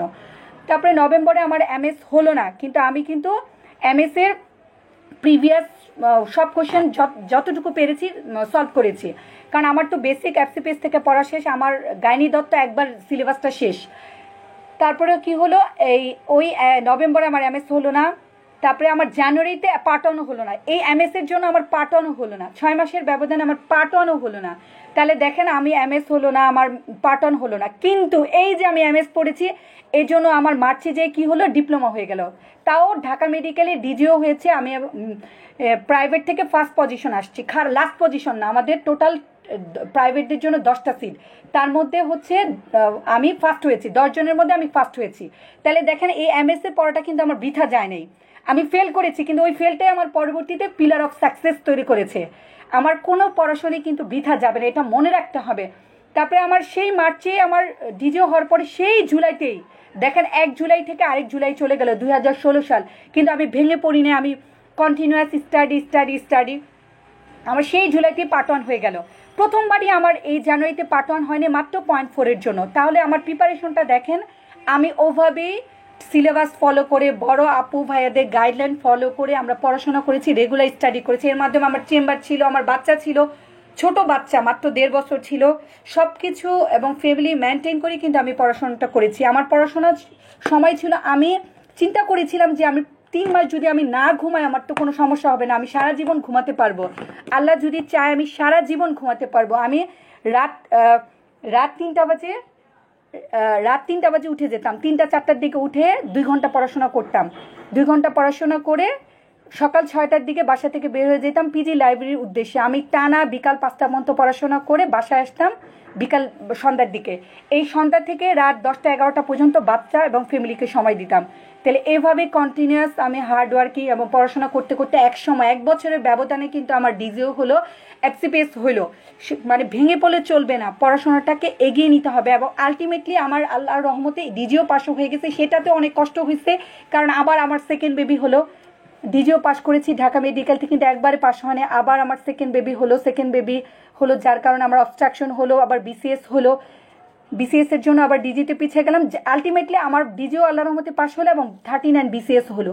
সবই কেন হয়েছে, জাস্ট হার্ড ওয়ার্কিং, এবং হচ্ছে আমি অবশ্যই হচ্ছে পড়াশোনাটা করছি গুছিয়ে, এবং অবশ্যই আমি বুঝে পড়াশোনা করেছি, আমি দত্ত বেস পড়াশোনা করেছি, এবং আমি প্রিভিয়াস কোশ্চেন ফলো করেছি। এবং সাউন্ড শোনা যাচ্ছে না? আচ্ছা, আরেকটা কথা হচ্ছে, আমি হচ্ছে অনেক পরীক্ষা দিতাম, আমি একসাথে আমি যে পড়াশোনা করতাম, আমার প্রত্যেকটি দিন মানে সারাদিন পড়াশোনা শেষে লাস্টের 2 ঘন্টা, লাস্টের 2 আওয়ার থাকতো হচ্ছে আমার হচ্ছে পরীক্ষার জন্য। আমি হচ্ছে ম্যাট্রিক্স, ইম্পালস কোনো বই আমার বাকি ছিল না। খালদুন থেকে শুরু করে যত বই, বাজার এমআরসিইউজি যত কোশ্চেন ব্যাংক আছে আমি সারাদিন পড়তাম, বিকালবেলা 2 ঘন্টা শুধু পরীক্ষা দিতাম, কোচিংয়ে পরীক্ষা দিতাম, মক টেস্ট দিতাম, কোনো পরীক্ষা বাদ দিতাম না। আমি যখনই পরীক্ষা দিতাম আমি বুঝতাম যে কোন কোশ্চেনটা, কোন টপিক্সটা আমি ভুলে যাচ্ছি, কোন টপিক্সটা আমার মানে মুখস্থ রাখতে হবে, তখন আমি ওইটা লিখে ফেলতাম। ওই লেখা পড়াটা আমি কখন ঘুম থেকে উঠেই সকালের দিকে আমি ওই পড়াটা পড়তাম যেন আমি ভুলে না যাই, ঠিক আছে। এবং হচ্ছে আমার কথা হচ্ছে আমি পড়বো সারাদিন, কিন্তু আমি পরীক্ষা দিব। পরীক্ষা না দিলে কিন্তু বোঝা যায় না নিজের উইকনেসটা কোথায়। নিজের উইকনেস খুঁজে বের করতে হবে। যে আপুরা এবার মানে ফেল করলেও ভেঙে পড়বেন না, জাস্ট লেগে থাকবেন। তো আমার নিজের সাকসেসটা বললাম যে আমার পড়াশোনাটা কিন্তু অবশ্যই হার্ডওয়ার্কিং ছিল, অবশ্যই ফ্যামিলিয়াল সাপোর্ট ছিল, এবং অবশ্যই আমি হচ্ছে গুছিয়ে পড়াশোনা করেছি। আমার পড়াশোনার মধ্যে আমি গ্যাপ রাখি নেই। এই যে আমি আপনাদের কিভাবে রিভিশনটা দিয়েছি, এটা কিন্তু আমার পড়াশোনা থেকে আপনাকে বলছি, ঠিক আছে। আমার নতুন করে তৈরি করতে হয় না। এভাবে গাইডলাইনটা নিজেই তৈরি করে ফেলবেন এবং পড়াশোনাটা কিন্তু আমাদের কাছে ইজি হয়ে যাবে। আচ্ছা, এখন আমার নিজের সাকসেস এজন্য বললাম যেন আপনারা ফেল করে, আমি কিন্তু ফেল করতে করতে পাশ করেছি। দেখেন আমি কিন্তু একবারে পাশ করি নাই। তাহলে কি, failure is the pillar of success, এটা হচ্ছে ইম্পর্টেন্ট কথা। Failure is the pillar of success. তো আমি এখন ব্রেস্ট পড়বো। ব্রেস্ট হচ্ছে, আমি অনেক কথা বলে ফেলছি কারণ এখন শেষ মুহূর্তে হচ্ছে আপনার আল্লাহর ওপর ভরসা রাখতে হবে এবং রিভিশনটা দিতে হবে, সুন্দর করে গুছিয়ে রিভিশন দিতে হবে। একটা টপিক পড়ে ফেলবো, আমি জেনেটিক্স পড়ে ফেলবো, আমি এভাবে দাগ দিয়ে ফেলবো, শেষ। এটা আমার যেন 8 সেকেন্ড বা পড়তে না হয়। ইমিউনোলজি একদম আমি শেষ, মানে মার্কার পেন দিয়ে, এভাবে মার্কার পেন দিয়ে, আমি তো আমার সারাদিন তো মার্কার পেনই ইউজ করতে করতে এভাবে মার্কার পেন দিয়ে যে আমার এটা শেষ হয়েছে, দিন শেষে আপনার ভালো লাগবে। তখন আমি ইমিউনোলজি থেকে চ্যাপ্টারটা বের করে দেখবো সবগুলো কোশ্চেন আমি সলভ করতে পারছি কিনা। কিন্তু এই মুহূর্তে আপনাদের কোশ্চেন সলভ করার সময় নেই। এই মুহূর্তে আপনারা মক টেস্ট দিবেন এবং মক টেস্টে যে কোশ্চেনগুলো আপনারা ভুল করতেছেন সেইগুলো, উইকনেসগুলো বারবার পড়বেন। এগুলো হচ্ছে আগের কথাবার্তা, যে আমি আজকে ইমিউনোলজি পড়লাম, দিন শেষে আমি ইমিউনোলজি হচ্ছে প্রিভিয়াস কোশ্চেনগুলো সলভ করলাম। এটা হচ্ছে পড়ালেখা করার নিয়ম। এখন হচ্ছে আমি ব্রেস্ট পড়বো। ব্রেস্ট হচ্ছে পেজ নাম্বার গাইনি দত্তে 466। ব্রেস্ট থেকে হচ্ছে আপনার খুব ইম্পর্টেন্ট, ব্রেস্ট থেকে কোশ্চেন আসবে। তাহলে আমি ব্রেস্টটা পড়ে ফেলি। ব্রেস্টটা আমরা পেপার 1ই পড়ে ফেলবো। আচ্ছা, থ্যাংক ইউ তন্নি আপু। হ্যাঁ, অবশ্যই সাহস রাখেন।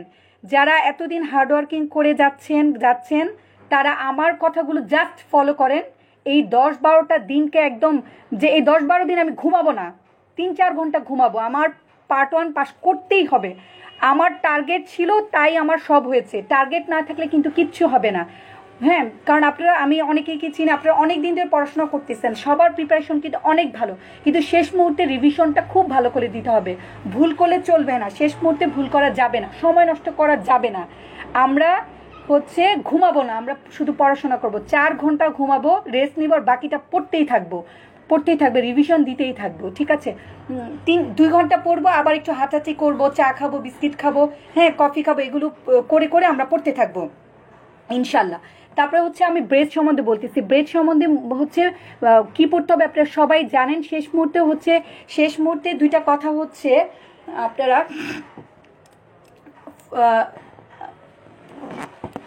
সেটা হচ্ছে ব্রেস্টের পেন। আমি এখন বোর্ডে লেখারও সময় নেই, যে painless lesion, painful lesion. Painful হচ্ছে fibrocystic disease of breast, painless হচ্ছে ফাইব্রোডেনোমা এবং মেলিগনেন্সি। পরীক্ষা আপনাদের মেলিগনেন্সি থেকে আসতে পারে। হ্যাঁ, এবং কি কি টেস্ট আমরা করি, স্ক্রিনিং কি কি করি, কি কি ট্রিপল টেস্ট করি। আচ্ছা, কি কি ট্রিপল টেস্ট করি এবং কি কি স্ক্রিনিং টেস্ট করি। একটা ট্রিপল টেস্ট করি, সেটা হচ্ছে আমি একটু বলছি, দেখেন একটু শেষ মুহূর্তে ব্রেস্টটা একটু দেখতে হবে।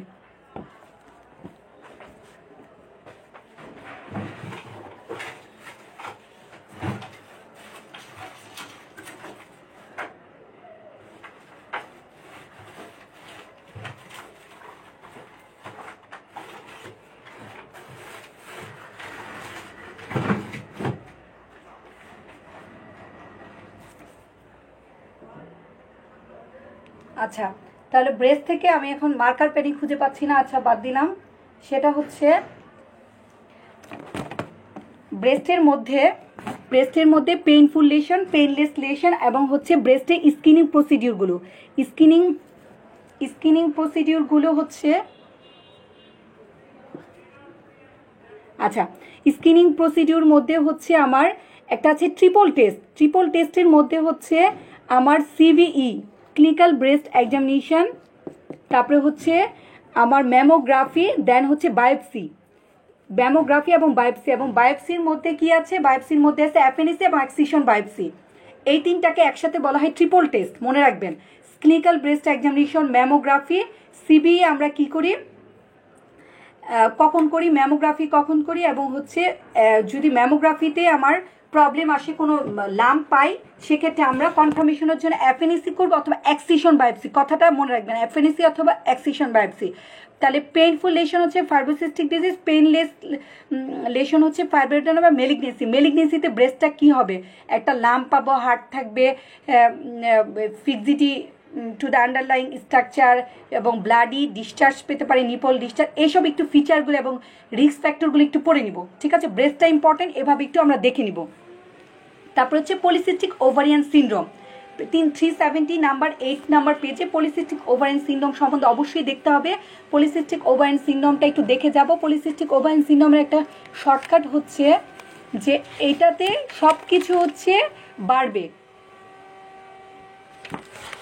পলিসিস্টিক ওভারিয়ান সিনড্রোমে আমার কি সব কিছু বাড়বে, জাস্ট তিনটা জিনিস কমবে, এফএসএস কমবে, প্রোজেস্টেরন কমবে, সেক্স হরমোন বাইন্ডিং গ্লোবুলিনটা কমবে। তাহলে পিসিওএস সম্বন্ধে 4-5টা কথা আমরা দেখে নিব। শর্ট টার্ম কী কমপ্লিকেশন হয়, লং টার্ম কী কমপ্লিকেশন হয়, পেজ নাম্বার সহ আমি দিয়েছি, একটু আমরা পড়ে নিব সময় বের করে 10-15 মিনিট আমরা একটু পিসিওএস সম্বন্ধে দেখব। কেন দেখব, কারণ পরীক্ষায় আমাদের কোশ্চেন আসবে। তাহলে পিসিওএস এর শর্টকাট হচ্ছে যে সব বাড়বে, তিনটা জিনিস শুধু কমবে। কি কমবে, এফএসএস কমবে, প্রোজেস্টেরন। এখন হচ্ছে পিসিওএস এ কি হয়, বেসিক মেকানিজম যে এটার অ্যালার্জির অ্যাক্টিভিটিটা বেড়ে যায়। অ্যালার্জির অ্যাক্টিভিটি যে কোনো কারণে, জেনেটিক কারণ হোক, ফ্যামিলিয়াল কারণে হোক, ওবেসিটির কারণে হোক, অ্যালার্জির অ্যাক্টিভিটিটা বেড়ে যেয়ে কি হয়, আমার বেশি বেশি অ্যালার্জির কাজ হচ্ছে বেশি বেশি অ্যান্ড্রোজেন তৈরি করে বাড়ি থেকে। অ্যান্ড্রোজেনটা কি হচ্ছে, আমার ইস্ট্রোজেনে কনভার্ট হচ্ছে। ইস্ট্রোজেন আবার নেগেটিভ ফিডব্যাক পাঠাবে, এফএসএস লেভেলটা কমে যাচ্ছে। তাহলে এফএসএস অ্যালার্জ রেশিওটা অল্টার হচ্ছে, অ্যালার্জ বেড়ে যাচ্ছে, এফএসএস কমে যাচ্ছে, অ্যান্ডোমেট্রি ইস্ট্রোজেন বেড়ে যায়, অ্যান্ডোমেটাল হাইপারপ্লেসিয়া করছে, পরবর্তীতে অ্যান্ডোমেটাল ক্যান্সার করতেছে। তাহলে এফএসএস করছে, যেহেতু ওভুলেশন হচ্ছে না, যেহেতু এফএসএস আসতেছে না, এফএসএস আসতেছে না, স্টোডিয়াল লেভেলটা পিকে লেভেলে যাচ্ছে না, এবং হচ্ছে আলটিমেটলি অ্যালেজ সার্চ হচ্ছে না, ওভুলেশন হচ্ছে না। তাহলে প্রোজেস্টেরন, যেহেতু ওভুলেশন হচ্ছে না, অ্যানোভুলেশন হচ্ছে, তাহলে প্রোজেস্টেরন লেভেলটা আমরা কম পাবো। আর সেক্স হরমোন বাইন্ডিং গ্লোবুলিনটাও কমে যাবে, কারণ অ্যান্ড্রোজেন বেড়ে যাওয়ার কারণে সব অ্যান্ড্রোজেন সেক্স হরমোন বাইন্ডিং গ্লোবুলিনের সাথে বাইন্ড করে এটা অ্যামাউন্টটা কমাই দিচ্ছে। এইভাবে পিসিওএস সম্বন্ধে আমরা একটু দেখে নিব। তারপরে হচ্ছে অ্যামোনিয়া সম্বন্ধে, 370 নাম্বার পেজ আমরা একটু দেখব, 10 মিনিট আমরা অ্যামোনিয়া দেখব। কি দেখবো, অ্যামোনিয়া 370 নাম্বার পেজে একটা চার্ট দেওয়া আছে, সুন্দর করে এই চার্টটা একটু দেখে যাব। 370 নাম্বার পেজের এই চার্টটা না আমরা অবশ্যই দেখে যাব, নাহলে পরীক্ষায় কিন্তু আমাদের মনে আসতে চাইবে না। 370 নাম্বার পেজের এই চার্টটা,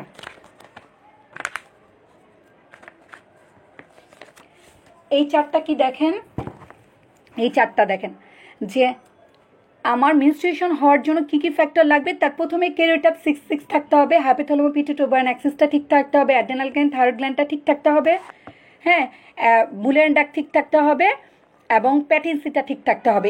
এই ফ্যাক্টরের কোথাও যদি সমস্যা হয় তাহলে আমার কি হবে, অ্যামনিয়া হবে। যদি তার কখনোই মাসিক না হয়ে থাকে, সেটাকে বলতেছি 16 বছরের মধ্যে প্রাইমারি অ্যামনিয়া বলবে, এবং তার মাসিক হয়ে যদি মাসিকটা বন্ধ হয়ে যায় 6 মাসের জন্য, তখন আমরা তাকে বলতেছি সেকেন্ডারি অ্যামনিয়া। তাহলে প্রাইমারি সেকেন্ডারি অ্যামনিয়ার কজ একদম হুবহু এক, জাস্ট 2-1টা লাইন এদিক সেদিক করলেই কিন্তু হয়ে যায়। তাহলে হাইপোথ্যালামাস পিটুইটারি ওভারিয়ান অ্যাক্সিসের সমস্যা, কি সমস্যা, তাই স্ট্রেস, এক্সেসিভ এক্সারসাইজ, হাইপোথ্যালামাসে হচ্ছে ব্রেনে ইন্টারক্যানিয়াল লেশন, ট্রমা, টিউমার, ইনফেকশন থাকলে, ট্রমা, টিউমার, ইনফেকশন মানে মেনিনজাইটিস, এনকেফালাইটিস, টিউমার মানে ক্রেনিওফ্যারিঞ্জিওমা, কালমেন সিনড্রোম, এরকম।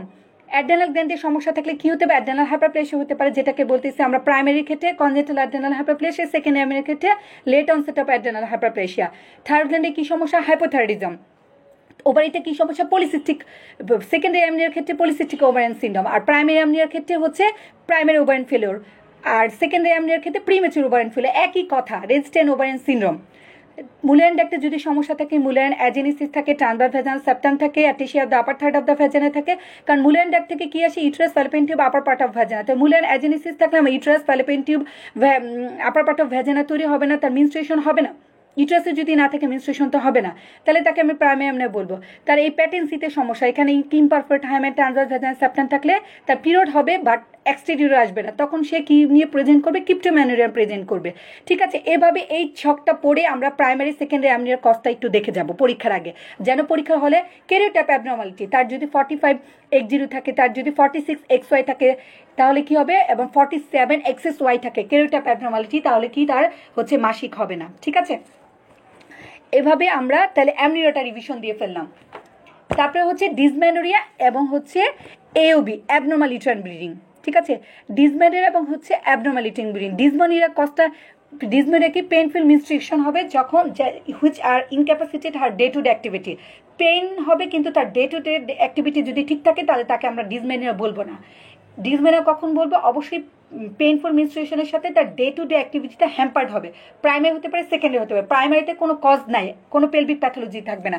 সেকেন্ডারি ডিসমেনোরিয়া মানে আমি নিজেও পার্ট 2-র জন্য এটা মুখস্থ করি, হ্যাঁ ডিজিওর জন্য এটা, যে সেকেন্ডারি ডিসমেনোরিয়ার কজ হচ্ছে ড্যাপ এফএমএ, সবাই মুখস্থ করে ফেলেন, পরীক্ষায় যেন ভুল না হয়। ড্যাপ এফএমএ,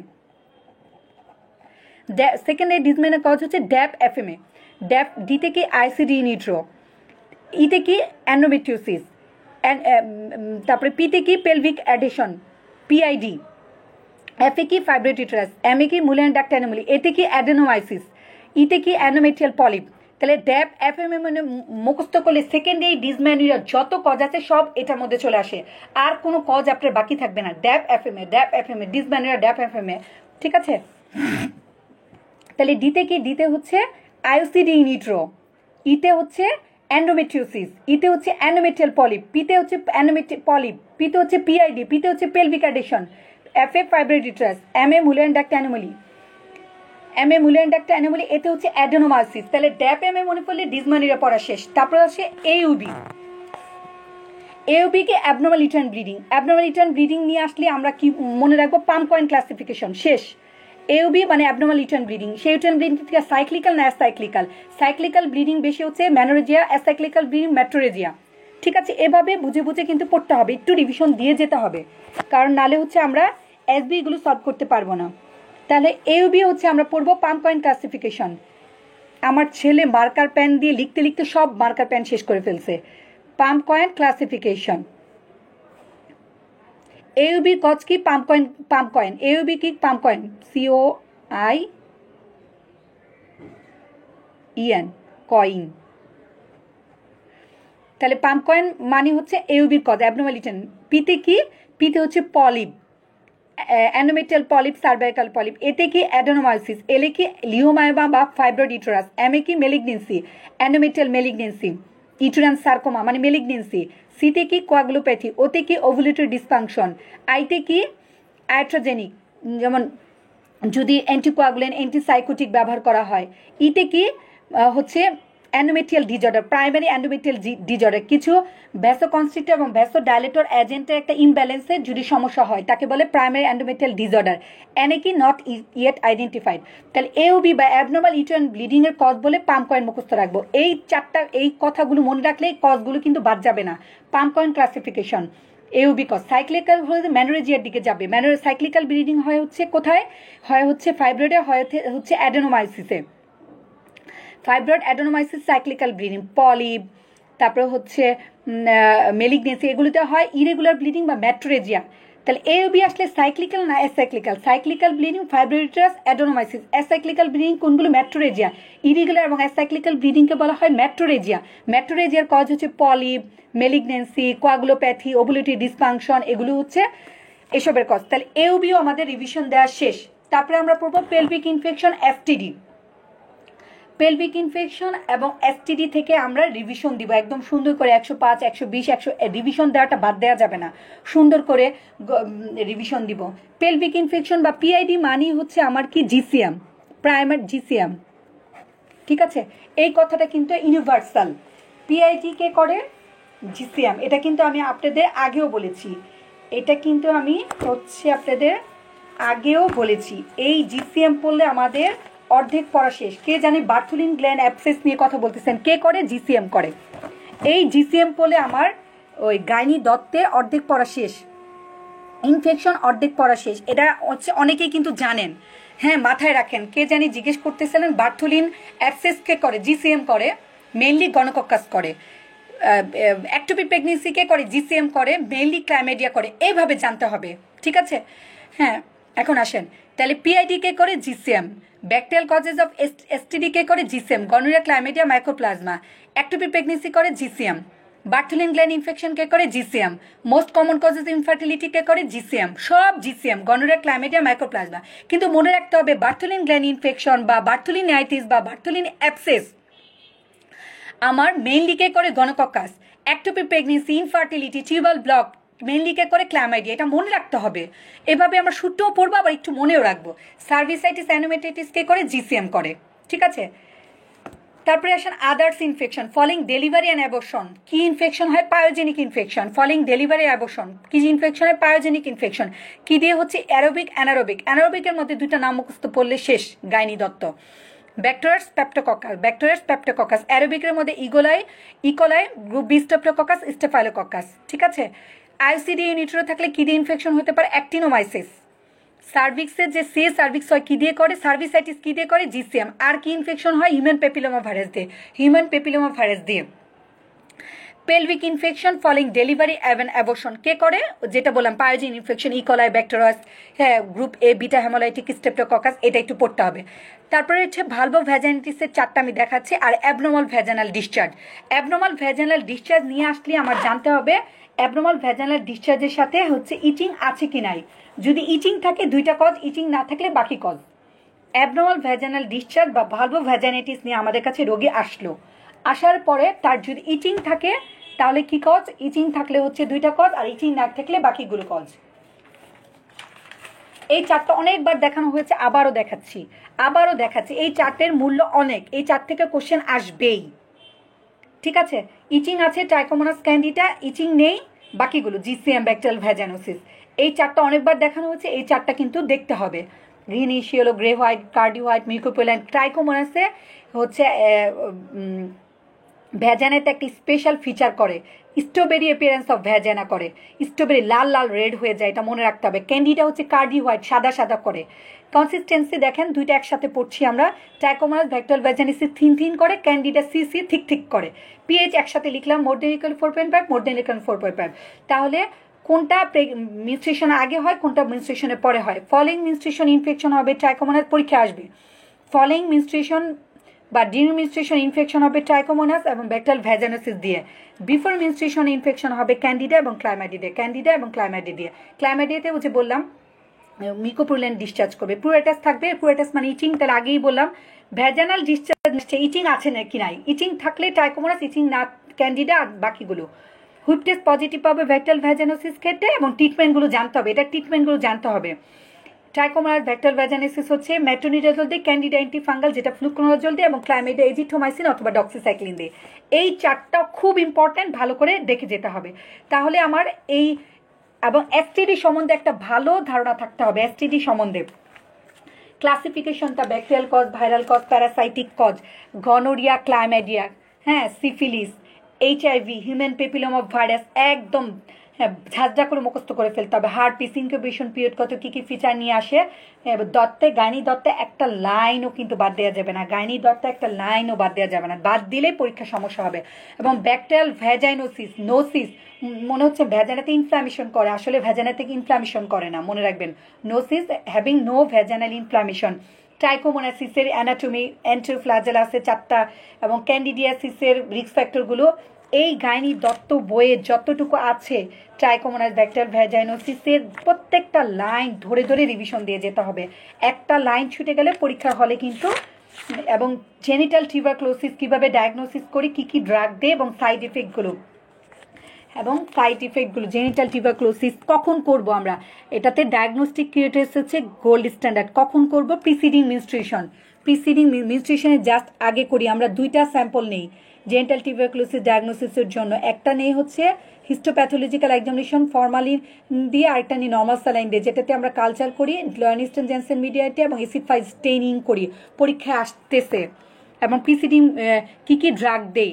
আইসোনিয়াটিসের মেন সাইড ইফেক্ট হচ্ছে পেরিফেরাল নিউরোপ্যাথি, রিফাম্পিসন হেপাটাইটিস, পারাজিনামাইট হচ্ছে হাইপারিডোসিমা গার্ড, ইথামবিউটল হচ্ছে রেট্রোভালভার নিউরাইটিস। এভাবে মেন সাইড ইফেক্টগুলো কিন্তু পড়তে হবে এবং প্রত্যেকটা পয়েন্ট যে আপনাদের ক্লাসে বলা হয়েছে কি আসে না আসে, এবং সিফিলিস প্রাইমারি সেকেন্ডারি লেশনগুলো, ট্রিটমেন্টগুলো, এই কি পয়েন্টগুলো একটা কি পয়েন্টও বাদ দেওয়া যাবে না এই ক্লাসিফিকেশনটা। গনোরিয়া আর ক্লাইমেডিয়া আমরা কিন্তু পাশাপাশি পড়বো। গনোরিয়া ইনকিউবেশন পিরিয়ড 7 দিন আর ক্লাইমেডিয়া ইনকিউবেশন পিরিয়ড হচ্ছে 7 থেকে 14 দিন। এভাবে পাশাপাশি মুখস্থ করে কিছু জিনিস আছে নিজের মতো করে পড়তে হয়। তারপরে হচ্ছে ক্লাইমেডিয়াল ইনফেকশন ভ্যাজানাতে ছাড়াও চোখে করে, অ্যানোজেনিটাল রিজিয়নও কারা কোথায় কোথায় করে, নিউমোনিয়া করে, হ্যাঁ এগুলোইটা আমরা দেখে নিব কিন্তু বেসিক থেকে। এবং ক্লাইমেডিয়া C4C মানে সে সার্ভিক্সে যত সমস্যা করে, সার্ভিক্সে অ্যাক্টোপি করে, ইডিমা করে, অ্যাক্টোপি করে, সার্ভিক্যাল ফ্লাইবিলিটি করে, এবং হচ্ছে সার্ভিসাইটিস করে, পোস্টকয়টাল সার্ভিসাইটিস থেকে পোস্টকয়টাল ব্লিডিং হয়। ক্লাইমেডিয়া এবং গনোরিয়া দুইটাই কি করে, ফিজ-হাক-কার্টি সিনড্রোম, লিভারে হচ্ছে ইনফ্লামেশন করে, পেরিহেপাটাইটিস করে। কে বেশি করে হচ্ছে ক্লাইমেডিয়া, ফিজ-হাক-কার্টি সিনড্রোম বলা হয়। তারপরে painful genital ulcer, painless genital ulcer, chancroid, Haemophilus ducreyi, যেটা হচ্ছে পেইনফুল জেনিটাল আলসার করে। ব্যাকটেরিয়াল ভ্যাজাইনোসিস সম্বন্ধে এখানে যতগুলো লাইন আছে পড়তে হবে। অ্যামসেলস 4 ডায়াগনস্টিক ক্রাইটেরিয়া, এভাবে একটু আমরা এভাবে রিভিশন দিব। এটা একটু সময় নিয়ে দিব, দরকার পড়লে 1-2 ঘন্টা এটাতে আমরা একটু টাইম ওয়েস্ট করব, ঠিক আছে? এটাতে আমরা টাইম ওয়েস্ট করব। তারপরে হচ্ছে মেডিকেল ডিসঅর্ডার ইন প্রেগনেন্সি এবং গাইনোকোলজিক্যাল নিউপ্লাসিয়া। তারপরে দেখবো হচ্ছে মেডিকেল ডিসঅর্ডার থেকে বলছে abortion, ectopic, molar, RH negative, hyperemesis gravidarum, APH, multiple pregnancy, COVID infection during pregnancy তো আমি বললামই। অ্যাবর্শন থেকে কি আসবে কজগুলো, first trimester abortion, mid trimester abortion. First trimester abortion কেন হয়, জেনেটিক কারণে। মিড টাইমেস্টার অ্যাবর্শন কেন হয়, ইউটারাসে কোনো সমস্যা থাকলে, ইউটারাসে মেইনলি সার্ভাইকাল ইনকম্পিটেন্স, মুলার ডাক্ট অ্যানোমালি, এসব সমস্যা থাকলে সেকেন্ড টাইমেস্টার বা মিড টাইমেস্টার অ্যাবর্শন হয়। রিপিটেড মিড টাইমেস্টার অ্যাবর্শনের মেইন কজ কি, সার্ভাইকাল ইনকম্পিটেন্স। অ্যাক্টোপিক প্রেগনেন্সি কেন হচ্ছে, মেইনলি সালফিনজাইটিস, কেন হচ্ছে GCM দিয়ে, ওই ফ্যালোপিয়ান টিউব ইনফেকশনের কারণে অ্যাক্টোপিক প্রেগনেন্সি হচ্ছে। PID মেইন কজ হচ্ছে PID, পেলভিক ইনফ্লামেটরি ডিজিজের জন্য অ্যাক্টোপিক হচ্ছে। অ্যাক্টোপিকের কারণ কি, GCM, গনোরিয়া, ক্লাইমেডিয়া, মাইকোপ্লাজমা। মেইনলি কে, ক্লাইমেডিয়া, সে কি করে, টিউবাল ব্লক করে। আর কে করতে পারে, টিউবারক্লোসিসও করতে পারে। একবার হলে আরেকবারও অ্যাক্টোপিক হতে পারে 10-15% ক্ষেত্রে হতে পারে। অ্যাক্টোপিক প্রেগনেন্সিতে হচ্ছে ফ্যালোপিয়ান টিউবের ডায়ামিটারগুলো আমরা পড়তে হবে। ইন্টারমোরাল ইসমাস, অ্যাম্পুলা ইনফান্ডিবুলাম, পরীক্ষায় আসে কত উইক্সে কোনটা রাপচার হয়, যার ডায়ামিটার যত বেশি তার রাপচার তত দেরিতে হবে। ইনফান্ডিবুলাম সবচেয়ে বড়, তার রাপচার অনেক দেরিতে হবে। ইসমাস সবচেয়ে ছোট, তার রাপচার সবচেয়ে আগে হবে 6 উইক্সের দিকে, আর 6 to 8 উইক্সের দিকে হয় অ্যাম্পুলার রাপচার। এভাবে মোলার প্রেগনেন্সি ক্লাসিফিকেশন কেন হচ্ছে, মোলার প্রেগনেন্সি কমপ্লিকেশন কি দিয়ে ফলো আপ করবো, BTICGF দিয়ে ফলো আপ করবে, এটাতে কি হচ্ছে, কাদের হচ্ছে, হ্যাঁ কি কমপ্লিকেশন নিয়ে আসতেছে, এবং ক্লাসিফিকেশনটা, এবং কমপ্লিট এবং পার্শিয়াল মোলের পার্থক্যটা একদম ঝাঁঝা করে মুখস্থ করে ফেলবো। কমপ্লিট মানে কমপ্লিটলি সিনসাইটোটোফোলাসটা পরিফারেশন হবে, পার্শিয়াল মানে পার্শিয়াল ফিটাস থাকবে, পার্শিয়াল হচ্ছে এটা থাকবে। তার যেহেতু কমপ্লিটলি পরিফারেশন প্রোটোপ্রোপোস্টার কমপ্লিট হবে, এটা একটা চার্ট দেওয়া হচ্ছে, এটা পড়বেন। RS নেগেটিভ থেকে, RS নেগেটিভ কীভাবে আমরা প্রিভেন্ট করব, ঠিক আছে? RS নেগেটিভ কিন্তু বারবার বলা হয়েছে, RS নেগেটিভ তা অবশ্যই আমরা রিভিশন দিয়ে যাব। তারপর হচ্ছে হাইপার এমিসিস গ্রাভিডাম থেকে একটু দেখাচ্ছি। হাইপার এমিসিস গ্রাভিডাম থেকে আমার জিনিসগুলো কিন্তু পড়তে হবে।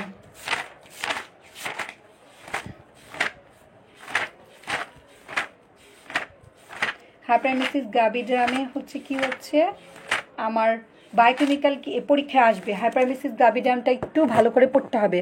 প্রথমে আমরা কজটা পড়বো, related to pregnancy, unrelated to pregnancy. Related to প্রেগনেন্সির মধ্যে সিম্পল ভমিটিং হতে পারে, হাইপারমেসিস পেজ নাম্বার 180 আমরা কিন্তু ক্লাসিফিকেশনটা দেখবো। ফিজিক্যাল কি চেঞ্জ হচ্ছে, ফিজিক্যাল চেঞ্জ হচ্ছে আমার পেশেন্ট হচ্ছে বমি করতেছে, হাইপার এমিসিস হচ্ছে, বমি করতে করতে তার ডিহাইড্রেশন হচ্ছে, ওয়েট লস হচ্ছে। ডিহাইড্রেশন হলে তার সাইন্স অফ ডিহাইড্রেশন পেতে পারি, dry coated tongue, shrunken eye, tachycardia, hypertension, rise in temperature. Dehydration হলে এক সময় সিভিয়ার ডিহাইড্রেশন থেকে আমরা কিডনিতে একুট ট্রিবুলার নেক্রোসিসও পেতে পারি। কত ইম্পর্ট্যান্ট, এজন্য আমার অবশ্যই আমার ডিহাইড্রেশনটা অবশ্যই কারেকশন করতে হবে, নাহলে পেশেন্টে একুট রেনাল ফেলিওর ডেভেলপ করবে, ঠিক আছে? তার মেটাবলিক কি চেঞ্জ হচ্ছে, তার যেহেতু বমি হচ্ছে, তার কার্বোহাইড্রেট থাকতেছে না, তখন ফ্যাটগুলো ভেঙে ইনকমপ্লিটলি কিটোন বডি তৈরি করতেছে, কিটোন বডি থেকে কিটোসিস ডেভেলপ করতেছে, অ্যাসিডোসিস হচ্ছে। তারপরে তার বায়োকেমিক্যাল কী কী চেঞ্জ হচ্ছে একটু মিলায় নেন। বায়োকেমিক্যাল তার বমি করতে করতে তার ইলেকট্রোলাইট ইমব্যালেন্স হচ্ছে, তার গ্লুকোজ কমে যাচ্ছে, ভিটামিন সব চলে যাচ্ছে, প্রোটিন কমে যাচ্ছে। হ্যাঁ, আর কি হচ্ছে, সব 3টা জিনিস হচ্ছে ব্লাড, ইউরিক অ্যাসিড, ক্রিয়েটিনিন বাড়তেছে, বিলিরুবিন বাড়তেছে, কারণ তার কিডনি ইফেক্ট করতেছে এবং হ্যাপাটিক লিভার ইফেক্ট করতেছে বেশি ডিহাইড্রেশনের কারণে। আর কি, তাহলে ইউরিনে কি হচ্ছে, অ্যামাউন্ট কমে যাচ্ছে, যেহেতু অ্যামাউন্ট কমে যাচ্ছে তার স্পেসিফিক গ্র্যাভিটিটা বেড়ে যাবে এবং ইউরিনারি এসিটনটা বেড়ে যাবে। এটা একটু লাগবে, পরীক্ষা আসবে। সার্কুলেটরি কি চেঞ্জ হয়, তার হিমোগ্লোবিন, যেহেতু সব ফ্লুইড লস হচ্ছে তাহলে হিমোগ্লোবিন হ্যামো কনসেন্ট্রেশনটা বেড়ে যাচ্ছে, ইসি ভলিউমটা কমে যাচ্ছে। জাস্ট এটা প্যাথোলজিক্যাল চেঞ্জটা যদি পারেন পড়বেন, না পারলে পড়ার দরকার নেই, কিন্তু এতক্ষণ যা বললাম খুব ইম্পর্টেন্ট। হাইপারেমিসিস গ্রাভিডাম, ব্রেনে কি হচ্ছে, স্মল হ্যামারেজিক হাইপোথ্যালামিক রিজিয়ান, মানে ওই ডিহাইড্রেশনের কারণে একসময় হ্যামোরেজ, হাইপোথ্যালামিক রিজিয়ন থেকে হ্যামোরেজ শুরু হয়ে যায়, হার্টটা ছোট হয়ে যাচ্ছে, কিডনিতে অ্যাসিডোসিস ডেভেলপ করতেছে, একুটিভেলার নেক্রোসিস হচ্ছে, লিভারটাও ছোট হয়ে যাচ্ছে, আয়ের রেটিনাল হ্যামোরেজ হচ্ছে এবং রেটিনাল ডিটাচমেন্ট হচ্ছে। এটার কমপ্লিকেশনটা লাগবে। কমপ্লিকেশনটা কি, তার ডিহাইড্রেশন থেকে কিটো অ্যাসিডোসিস হচ্ছে, ইলেকট্রোলাইট ইমব্যালেন্স হচ্ছে, হাইপোভোলেমিয়া শক হচ্ছে, alter renal function, alter liver function হচ্ছে, stage ulcer in the stomach and oesophageal tear হচ্ছে। ফিটাসে কি হচ্ছে, আইউজিআর হচ্ছে, ফিটাসে হচ্ছে আইউজিআর হচ্ছে। নিউরোলজিক্যাল ভিটামিনের অভাবে কি কি হচ্ছে এটা লাগবে। ভিটামিনের অভাবে হচ্ছে তার ভার্নিক্স এনকেফেলোপ্যাথি হচ্ছে, নামগুলো পড়ে ফেলবো আমরা, ঠিক আছে, ধরে ধরে।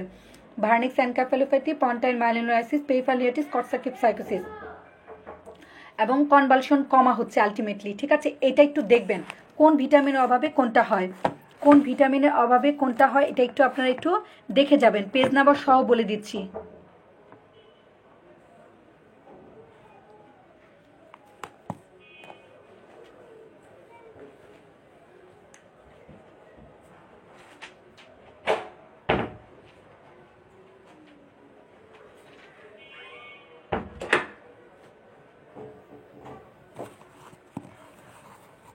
তাহলে হাইপারেমিসিস গ্রাভিডামটা কিন্তু ইম্পর্টেন্ট, এটা একটু কষ্ট করে 10-15 মিনিট সময় দিয়ে একটু দেখে যেতে হবে, এবার বুঝে বুঝে পড়বেন। বেশি বমি হচ্ছে, ডিহাইড্রেশন হচ্ছে, ইলেকট্রোলাইট ইমব্যালেন্স হচ্ছে, হাইপোভোলেমিয়া শক হচ্ছে। হ্যাঁ, যেহেতু ডিহাইড্রেশন হচ্ছে আলটিমেটলি কিডনিটাও হচ্ছে অ্যাফেক্ট করতে পারে, কিডনি ফেলার হতে পারে এবং এভাবে, এবং হচ্ছে তার কার্বোহাইড্রেট কমে যাওয়ার কারণে তার কি হচ্ছে, কিটোন বডি তৈরি হচ্ছে, কিটো অ্যাসিডোসিস হচ্ছে, এভাবে একটু মনে রাখতে হবে, ঠিক আছে। তারপরে হচ্ছে আমার কি, অ্যাবর্শন অ্যাক্টিভে আর এস নেগেটিভ তো বলছি অনেকবার, এপিএস থেকে মাল্টিপল প্রেগনেন্সি থেকেও ইম্পর্টেন্ট, মাল্টিপল প্রেগনেন্সিটাও কিন্তু ইম্পর্টেন্ট বলেছি কিন্তু ক্লাসেই, মাল্টিপল প্রেগনেন্সিটাও একটু দেখে যেতে হবে। যেমন আর্লি প্রেগনেন্সি ব্লিডিং মানে হচ্ছে abortion ectopic molar pregnancy,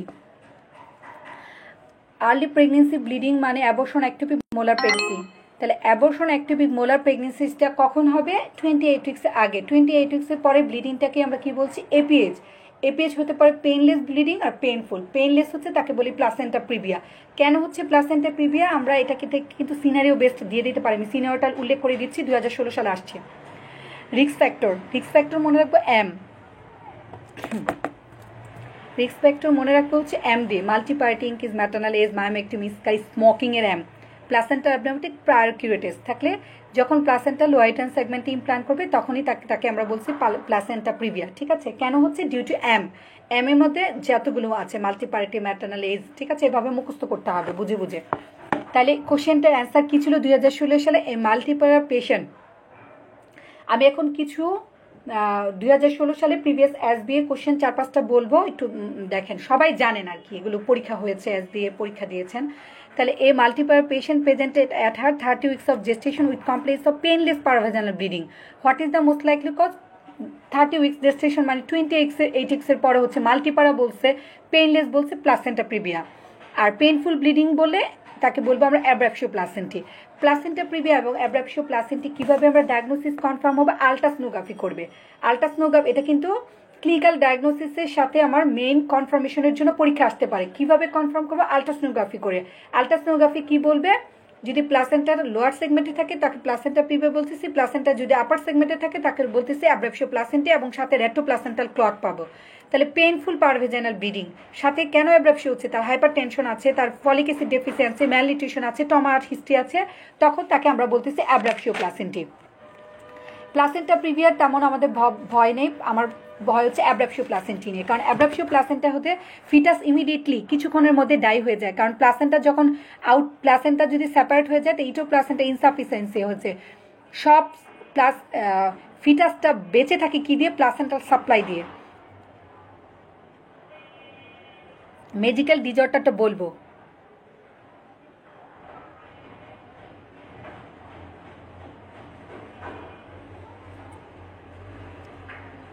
which group of অ্যান্টিএমেটিক drug? আমরা তো এখন হচ্ছে আমরা দেই হচ্ছে অন্ডেনসেট্রন, ওসব জাতীয়, আর আগে হচ্ছে সাইক্লিজিন, ম্যাকলিজিন, এসব ড্রাগ হচ্ছে অ্যান্টিএমেটিক ড্রাগ প্রেগনেন্সিতে সেফ ছিল। ঠিক আছে, এটা কোন গ্রুপের মধ্যে পড়ে সাইক্লিজিন, ম্যাকলিজিন, এটা তো হচ্ছে জানা নেই, এটা বেসিক ফার্মা থেকে ক্লাসিফিকেশন থেকে দেখে নেবেন। কিন্তু এখন আমরা ব্যবহার করি হচ্ছে অন্ডেনসেট্রন ডেরিভেটিভসগুলো, হ্যাঁ, যেটা বাজারে এমিস্টেট, তারপরে প্যালক্সি হিসেবে পাওয়া যায়, অন্ডেনসেট্রন, প্যালক্সিসেট্রন, এসব আর কি। আর আগে আমরা ব্যবহার করতাম সাইক্লিজিন, ম্যাকলিজিন, যেগুলো হচ্ছে ভার্টিনা প্লাস, এইসব অ্যাক্লিস প্লাস, এইসব হিসেবে বাজারে পাওয়া যেত। ঠিক আছে আপু, মেডিকেল ডিজঅর্ডার বলবো আপু, বলবো। তাহলে এরকম পেইনলেস, পেইনফুল কিটা কিন্তু ইম্পর্টেন্ট, এটাকে কিন্তু সহজভাবে দেখলে চলবে না। পরীক্ষার সময় একটু ডিভিশন না দিয়ে গেলে কিন্তু পরীক্ষার সময় আপনারা হঠাৎ করে ভয় পেয়ে যাবেন। এটা কিন্তু পরীক্ষায় আশা কোশ্চেন। পেইনলেস পারভেজানাল ব্লিডিং নিয়ে আসছে, what is the most likely to cause? Painful bleeding হচ্ছে অ্যাব্রাপশিও ধরলাম 28 উইক্সের পরে। এটার রিস্ক ফ্যাক্টরগুলো trauma, malnutrition, placental abnormality, smoking, malnutrition, এসবের কারণে হতে পারে। তাহলে কোনটা ডেঞ্জারাস? অ্যাব্রাপশিওটা। কেন? কারণ হঠাৎ করে প্লাসেন্টা আউট হোক, প্লাসেন্টাটা যদি সেপারেট হয়ে যায়, ফিটাসের সাপ্লাই বন্ধ হয়, ফিটাসটা সাডেন ডেথ হয়ে যায়। এজন্য অ্যাব্রাপশিওটা সাডেন ম্যানেজমেন্ট করতে হবে। এটা পরীক্ষায় কিন্তু দিয়ে দিতে পারে, কোনটা আমার সাডেন ম্যানেজমেন্ট লাগবে। তারপরে হচ্ছে মেডিকেল ডিজঅর্ডার এবং গাইনোকোলজিক্যাল নিউপ্লাসিয়া থেকে কিছু জিনিস বলবো। ঠিক আছে, মেডিকেল ডিজঅর্ডার,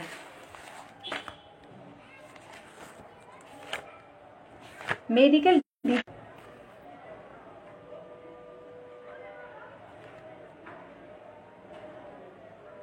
পাইরোডক্সিন তো ভিটামিন আপু, পাইরোডক্সিন ভিটামিন। তানিয়া আপু, পাইরোডক্সিন হচ্ছে ভিটামিন।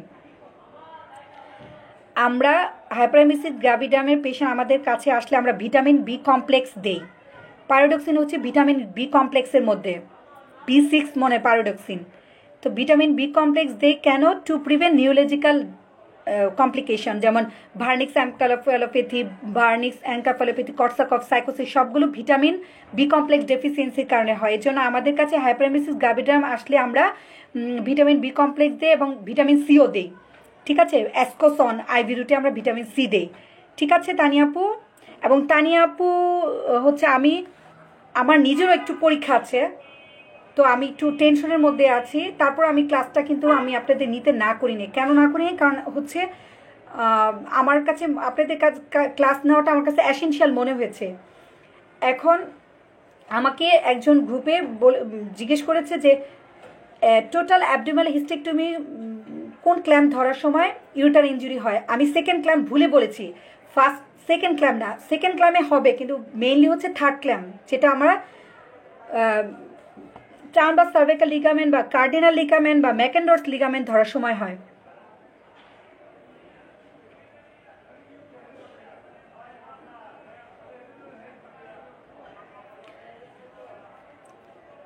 অপসের বইয়ে হচ্ছে যেটা দেয়া, অপসের বয়ে পাইরোডক্সিন যেটা আপনি বলছেন, পাইরোডক্সিনটা হচ্ছে ভিটামিন বি কমপ্লেক্স। ঠিক আছে, সেটা অ্যান্টি এমিটিক না, আবারও বলছি সেটা অ্যান্টি এমিটিক না। হ্যাঁ,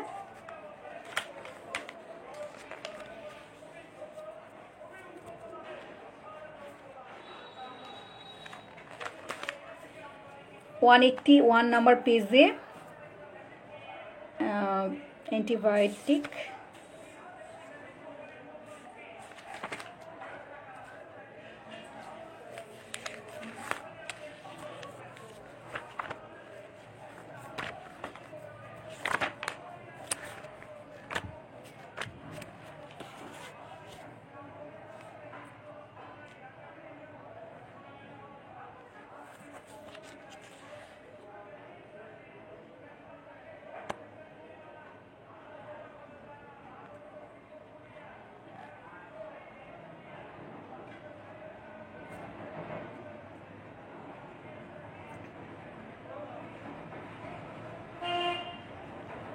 অপসের বইয়ে যেটা দেয়া আছে আপনার প্রোক্লোপ্যারাজিন, মেটোক্লোপ্রোমাইড, প্রোমিথাজিন, হ্যাঁ, জাস্ট মাথায় রাখেন, কিন্তু এগুলো এখন ব্যবহার করা হয় না, ওইটাই জাস্ট মনে রাখবেন, ঠিক আছে?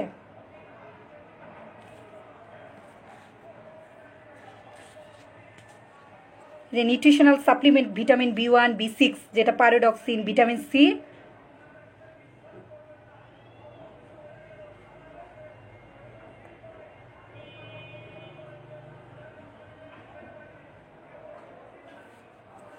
অবশ্যই থ্যাংক ইউ আপু, অবশ্যই অবশ্যই পরীক্ষা তো দিতে হবে। মানে আপনি দেখেন, আমি রেসিডেন্সি পড়েছি, পরীক্ষা দিয়েছি নভেম্বরে, আমি পার্ট 1 দিয়েছি জানুয়ারিতে। কেন দিয়েছি? কারণ আমার টার্গেট হচ্ছে FCPS, আমি রেসিডেন্সি হচ্ছে ঝোঁকের মাথায় দিয়েছি, কিন্তু সেই পড়াটাও কিন্তু আমার ওয়েস্ট হয়নি। কারণ আমার ওইটা দিয়ে আমার ডিজিও পাস হয়ে গেছে। সেটাই বললাম, কোনো পড়াই বৃথা যাবে না, এটা মনে রাখবেন, কোনো পড়াই বৃথা যাবে না। তবে আমার কাছে মনে হয় যে আমি যেহেতু ডিজিও পাস করেছি, আমার কাছে নিজেকে অনেক কনফিডেন্ট মনে হয়।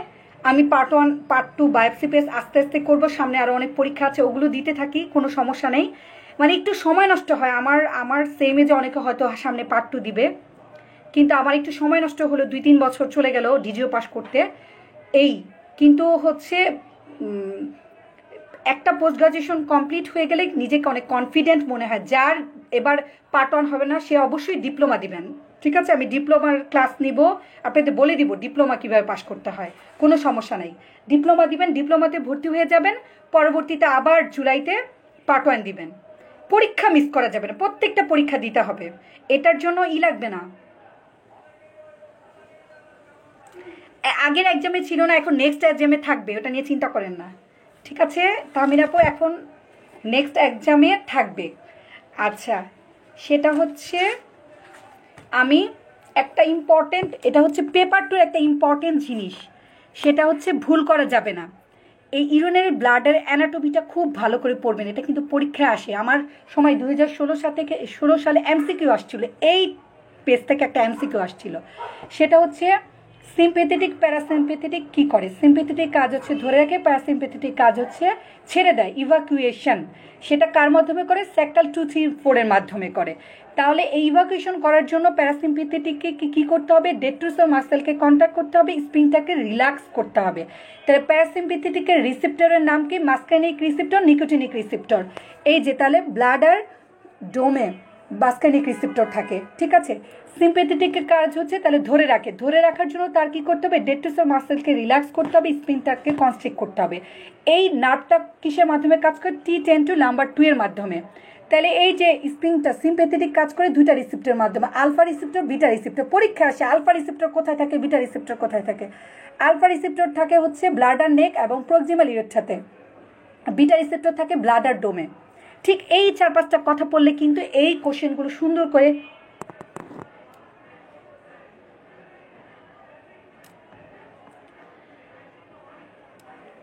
আইরিন আপু হচ্ছে ডিপ্লোমা পরীক্ষাটা মনে হয় দেয়া যায়, এটা হচ্ছে আপনি ভালো করে জানতে হবে। ডিপ্লোমা পরীক্ষাটা মনে হয় দেয়া যায়। তারপরে হচ্ছে তাহলে আমি এটা পেপার 2 নিয়ে একটু কথা বললাম, কারণ সামনে আসছে। আমরা একটু মেডিকেল ডিসঅর্ডার বলে আমরা ক্লাস শেষ করে দিব। আর কারো কিছু জানার আছে কিনা? আপনারা মক কোশ্চেন পরীক্ষাগুলো ভালো করে দেন, যেই টপিকগুলো হচ্ছে আপনারা পারতেছেন না, বুঝতেছেন না, ওই টপিকগুলো বারবার রিভিশন দেন, ঠিক আছে? এখন আর কথা বলা কারোর সাথে ফেসবুকেই দেখার সময় নেই, জাস্ট পরীক্ষা এবং পড়তে হবে, পরীক্ষা পড়তে হবে। আর BCVS এর যেই কোশ্চেনগুলো হয়েছে ওগুলি নিয়ে মাথা ঘামানোর কোনো দরকার নেই। আমি দেখেছি অনেক উল্টাপাল্টা কোশ্চেন আসে, এরকম কোশ্চেন পরীক্ষায় আসবে না, ঠিক আছে? So B cool, just revision on important এবং হট টপিক। এখন আসেন মেডিকেল ডিসঅর্ডার ইন প্রেগনেন্সি থেকে আমরা কি পড়বো, কি বাদ দিব না, কি পড়বো এবং হচ্ছে কি বাদ দিব না। প্রথম কথা হচ্ছে এনিমিয়া থেকে আমরা অবশ্যই পড়বো। ফিজিওলজিক্যাল এনিমিয়া কেন হচ্ছে এবং হচ্ছে প্যাথোলজিক্যাল এনিমিয়ার মধ্যে যে সবচেয়ে কমন কোন এনিমিয়া? Iron deficiency anaemia. পড়ি বাংলাদেশে সবচেয়ে কমন কোন এনিমিয়া? Iron deficiency anaemia. কেন হচ্ছে আয়রন ডেফিসিয়েন্সি এনিমিয়া বাংলাদেশে হচ্ছে? কেন?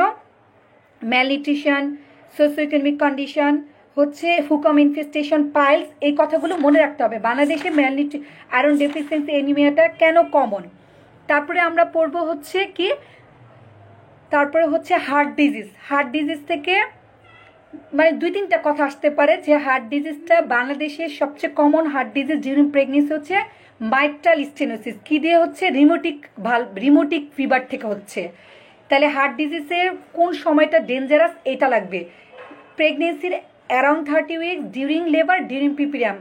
মা মারা যায় কখন? ডিউরিং ডেলিভারি, ফলোইং ডেলিভারি অথবা পিপিরিয়ামে। এবং কেন মারা যাচ্ছে? হার্ট ফেলিওরের কারণে মারা যাচ্ছে। ডায়াবেটিস থেকে একটু ডিটেলস পড়তে হবে। ডায়াবেটিসে হচ্ছে কি পড়তে হবে? ডায়াবেটিস পড়তে হবে যে ডায়াবেটিস আমরা কত উইকস স্ক্রিনিং করি। ট্রাক ড্রাইভার স্ক্রিনিংয়ের জন্য অবশ্যই আমরা কি করব? সিএ সার্ভিসের ক্ষেত্রে অবশ্যই আমরা ভায়া টেস্ট করব, প্যাপস না, অবশ্যই আমরা ভায়া টেস্ট করব। তাহমিনা আপু, ট্রাক ড্রাইভারের জন্য অবশ্যই আমরা ভায়া টেস্ট করব। এখন আসেন ভায়া, ওকে, তাহলে স্ক্রিনিংয়ের মধ্যে কি? ভায়া, প্যাপস এবং হচ্ছে এইচপিভি ডিএনএ টেস্ট, নট কল্পোস্কোপি। কল্পোস্কোপি হচ্ছে নেক্সট স্টেপ। ভায়া প্যাপস যদি পজিটিভ আসে তাহলে নেক্সট স্টেপ কি? কল্পোস্কোপি। এবং কল্পোস্কোপি যদি সমস্যা আসে, কল্পোস্কোপি ডিরেক্টেড বায়োপসি সিএ সার্ভিসের ক্ষেত্রে। ওকে তাহমিনা আপু, ক্লিয়ার? ওকে, এখন আসেন ডায়াবেটিস থেকে তাহলে স্ক্রিনিং তাহলে আমরা কত উইকস করবো? অবশ্যই আমরা ফার্স্ট বুকিংয়ে করবো, কিন্তু কোনো কারণে করা হচ্ছে না। তখন আইডিয়াল স্ক্রিনিং কত সপ্তাহে করবো? ডায়াবেটিসের ক্ষেত্রে বিটুইন 24 and 28 উইকসের মধ্যে করবো। ডায়াবেটিক্সের মধ্যে যদি আমরা স্ক্রিনটা কেন ইম্পর্ট্যান্ট? রিস্ক ফ্যাক্টরগুলো লাগবে। কারণ যদি সে ডায়াবেটিক থাকে তাহলে অনেক ম্যাটার্নাল কিছু ইফেক্ট হয়, ফিটাল কিছু ইফেক্ট হয়। তার যদি প্রিজেস্টেশনাল ডায়াবেটিস ম্যালেটাস থাকে, তার গ্লুকোজ লেভেলটা কি করবে? কনজেনিটাল ম্যালফরমেশন করবে। বেশি গ্লুকোজটা অ্যাম্ব্রায়োটক্সিস হ্যাম্পার করে অর্গানোজেনেসিস। তাহলে কত উইকসে অর্গানোজেনেসিস হয়? 3rd weeks onward. এটা সহ আপনাদের জানতে হবে। এবং কি কি ডিফেক্ট করে এটা আমরা একটু জানবো বই থেকে, এবং বলেছি এই ডিফেক্টগুলো মাথা থেকে শুরু করে পা পর্যন্ত কি কি ডিফেক্ট করে। ডায়াবেটিক, কোন ডায়াবেটিক? Not gestational. ইউজুয়ালি কোন ডায়াবেটিক ডিফেক্ট করে? যেটা প্রি জেস্টেশনাল, আগে থেকে যদি মা ডায়াবেটিক থাকে কিন্তু মা জানে না সে ডায়াবেটিক, তাহলে স্ক্রিনিংয়ে আসলো পজিটিভ, আসলো ডায়াবেটিক। একটা কথা হচ্ছে ফার্স্ট স্টেপে আসলেও তার গ্লুকোজ লেভেল আমরা বেশি পেলাম, তাহলে আমরা তার HbA1c করে দেখবো তার আগের 3 মাসে ডায়াবেটিস ছিল কিনা। যদি দেখি আগের 3 মাস HbA1c লেভেল যদি মোর দেন 7 থাকে, তাহলে ধরবো সে আগে থেকেই ডায়াবেটিক ছিল, সে জানতো না। তাহলে কি করবো? আমরা অবশ্যই তার অ্যানোমেলি স্ক্যান করবো এবং পেশেন্টকে কাউন্সেলিং করবো। তার ডিফেক্ট বেবি হতে পারে। অ্যানোমেলি স্ক্যান কত উইক্সে করবো? 18 to 22 উইক্সে করবো। প্রত্যেকটা কথা কিন্তু আপনাদের জানতে হবে। তো আমরা তাহলে এই স্ক্রিনিং মেথডের মধ্যে সবচেয়ে ইম্পর্টেন্ট এডিএ গাইডলাইন হচ্ছে ওরাল গ্লুকোজ টলারেন্স টেস্ট, যেটা আমরা 75 গ্রাম গ্লুকোজ দিয়ে করি। কত? 1 হচ্ছে ফাস্টিং ব্লাড সুগার মোর দেন ইকুয়াল 5.1, 2 আওয়ার্স আফটার 75 গ্রাম গ্লুকোজ মোর দেন ইকুয়াল 8.5 হলে আমরা তাকে ডায়াবেটিক বলবো। তাহলে হচ্ছে তাকে আমরা আবার কন্ট্রোল করতে দিব ডায়েট ডিসিপ্লিনের মাধ্যমে। 2 সপ্তাহের মধ্যে তার ডায়াবেটিক ভালো হচ্ছে না, তখন আমরা ইনসুলিনে চলে যাব। ওরাল অ্যান্টি ডায়াবেটিক ড্রাগ হচ্ছে প্রেগনেন্সিতে আমরা দিব না, ইউজুয়ালি দিব না। দেওয়া যায় কিন্তু ইউজুয়ালি দিব না, কারণ এটা টেরাটোজেনিক ইফেক্ট করতে পারে। এখন আসি কি কি ডিফেক্ট করে আপনারা একটু দেখে নেবেন। তারপরে হচ্ছে আপনার জন্ডিস থেকে পড়বো আমরা। জন্ডিস থেকে কি পড়বো? Related to pregnancy, unrelated to pregnancy. Related to প্রেগনেন্সির মধ্যে obstetric jaundice, HELLP syndrome, viral fatty liver, unrelated hepatitis স্টেটোপেস। কিন্তু সবচেয়ে কমন জন্ডিস ইন প্রেগনেন্সি কোনটা? Viral hepatitis. সেকেন্ড কমন কোনটা? Obstetric cholestasis. এই কথাগুলো মাথায় কিন্তু রাখতে হবে। 2016 সালে অ্যাসেলি থেকে কোশ্চেন আসছে। কি অদ্ভুত কথাবার্তা! অ্যাসেলি তো আমি পড়িই নাই, 2016 সালে আসছে। তাহলে অ্যাসিলিটাও দেখতে হবে, একটা অটো ইমিউন ডিজিজ কি হয় না হয় এটা দেখতে হবে। কি কোশ্চেনটা আসছিল 2016 সালে? আসছিল যে অ্যাসিলিতে ফ্লেয়ার আপ হয় কখন? ফার্স্ট হাফে বা ম্যাক্সিমাম হয় পিপিরিয়ামে। অ্যাসিলিটিতে ডেথ হয় কখন? এইটা আসছে 2016 সালে। তাহলে অ্যাসিলি বাদ দেওয়া যাবে না। এই হ্যান্ড নোটগুলো কিন্তু আপনাদের কাছে দেওয়া আছে, আপনারা জানেন অ্যাসিলি সম্বন্ধে, বুঝেন, সব কিছু জানা আছে। জাস্ট লাস্ট মুহূর্তে একটু 2-1টা লাইন পড়তে হবে অ্যাসিলি থেকে। কখন ডেথ হয়? পিপিরিয়ামে ডেথ হয়। ডেথটা কেন হয়? ডিউ টু পালমোনারি হ্যামারেজ, মানে লাংসের সমস্যার কারণে, হ্যামারেজ নিউমোনাইটিস, আর কিডনিতে সমস্যার কারণে, সেটাকে বলতেছি আমরা লুপাস নেফ্রাইটিস। শেষ অ্যাসিলি। ঠিক আছে, তারপরে পড়বো আমরা হচ্ছে জন্ডিস পড়লাম। হাইপোথাইরয়েড খুব ইম্পর্ট্যান্ট, হাইপোথাইরয়েড পড়বো আমরা। কিন্তু হাইপোথাইরয়েড হচ্ছে হলে কি সমস্যা? আমরা টিএসএইচ করতে দিব। যে টিএসএইচ লেভেল মোর দেন, মানে প্রেগনেন্সিতে কোন স্ক্রিনিং করবো থাইরয়েডের জন্য? সেরাম টিএসএইচ। এক কথায় পরীক্ষা আসছে আপনার, সেরাম টিএসএইচ করবো। টিএসএ যদি আমরা বেশি পাই, কত বেশি এই লেভেলটা একটু জানলে ভালো। 0.4 থেকে 4 এর বেশি পেলে আমরা হাইপোথাইরয়েড বলবো। হাইপোথাইরয়েড কেন ট্রিটমেন্ট করতে হবে? কারণ যদি মা হাইপোথাইরয়েড থাকবে, বাচ্চা হাইপোথাইরয়েড হতে হবে, মেন্টালি রিটার্ডেড বেবি হবে, ক্রিটিনিজম হবে। খুব ইম্পর্টেন্ট, হাইপোথাইরয়েডের 4-5টা কথা দেখতে হবে। থাইরয়েড দেখতে হবে এবং থাইরক্সিন আমরা ট্রিটমেন্ট দিব হাইপোথাইরয়েড থাকলে। এবং থাইরক্সিন খালি পেটে সকালে ঘুম থেকে উঠে খাবে, খাওয়ার 4 ঘন্টা পরে ক্যালসিয়াম খাবে, আয়রন খাবে। এই 4 ঘন্টায় সে অন্য কিছু খাবে না, তাহলে ড্রাগ রিয়েকশন করে হাইপোথাইরয়েড কারেকশন হবে না। তারপর অ্যাসিম্পটোমেটিক ব্যাকটেরিয়া পাইলোনেফ্রাইটিস ইউটিআই খুব ইম্পর্টেন্ট, খুব ইম্পর্টেন্ট। এটা আমরা আধা ঘন্টা ভালো করে পড়বো। অ্যাসিম্পটোমেটিক ব্যাকটেরিয়া কী দিয়ে হচ্ছে? ইকোলাই দিয়ে হচ্ছে। পাইলোনেফ্রাইটিস কী দিয়ে হচ্ছে? ইকোলাই দিয়ে হচ্ছে। ইউটিআই ইন প্রেগনেন্সি কী দিয়ে হচ্ছে? ইকোলাই দিয়ে হচ্ছে। খুব ইম্পর্টেন্ট, ইকোলাই ইকোলাই ইকোলাই 90% ক্ষেত্রে ইকোলাই দিয়ে হয়। বাকি আর 3টা নাম আছে, একটু পড়ে নেবেন। ক্লেপশিলা, প্রোটিয়া, সিডোমোনাস, ঠিক আছে? ইকোলাই, স্টেফাইলোকক্কাস, 4টা অর্গানিজম পড়লে ইকোলাই অ্যাসিম্পটোমেটিক ব্যাকটেরিয়া পড়া শেষ। অ্যাসিম্পটোমেটিক ব্যাকটেরিয়া কখন বলবো? ব্যাকটেরিয়া ক্যালোরি কাউন্টটা একটু পড়তে হবে। More than equal 10⁵ per ml in mid stream specific urine on 2 occasion থাকতে হবে। একটু পড়ে নিতে হবে, ডেফিনেশনটা একটু পড়ে নিতে হবে। যদি আমি অ্যাসিম্পটোমেটিক ব্যাকটেরিয়া যদি ভালো না হয়, তাহলে কি হবে? তার পরবর্তীতে সিমটোমেটিক ইউটিআই হবে। ট্রিটমেন্ট না করলে পাইলোনেফ্রাইটিস হবে। পাইলোনেফ্রাইটিস ট্রিটমেন্ট না করলে কোনিক রেনাল ফেলিয়ার পর্যন্ত হতে পারে। তাহলে এইটাতে প্রেগনেন্সিতে কি সমস্যা হবে? প্রেগনেন্সিতে হচ্ছে মায়ের কি সমস্যা হবে, বাচ্চার কি সমস্যা হবে? মায়ের কি সমস্যা হবে? মায়ের পিটাম লেবারে চলে যেতে পারে, প্রম হয়ে যেতে পারে। যেহেতু পিটাম লেবার হবে, বাচ্চা প্রিমেচুরিটি হতে পারে, আইওজিআর হতে পারে এবং ফিটাল লসও হতে পারে, এরকম আর কি। আর বইয়ে লেখা আছে এনিমিয়া হবে, হাইপারটেনশন হবে। এনিমিয়াটা কেন হবে বলি? এনিমিয়াটা সে যে কোনো ইনফেকশনই তার ইমিউনিটিটাকে কমায় দেয়। যে কোনো ইনফেকশন আমার ইরেথ্রোপয়েসিসকে হ্যাম্পার করে। এজন্য মায়ের কি হবে? এনিমিয়া হবে। মায়ের কি হবে? হাইপারটেনশন হবে, ঠিক আছে? তাহলে এই ইউটিআই ইফেক্ট অন প্রেগনেন্সিটা আমরা কিন্তু দেখে নিব। আর কি পড়বো আমরা? ট্রান্সপ্লাসেন্টাল ইনফেকশন, যেটা আমার খুব important medical disorder in pregnancy থেকে।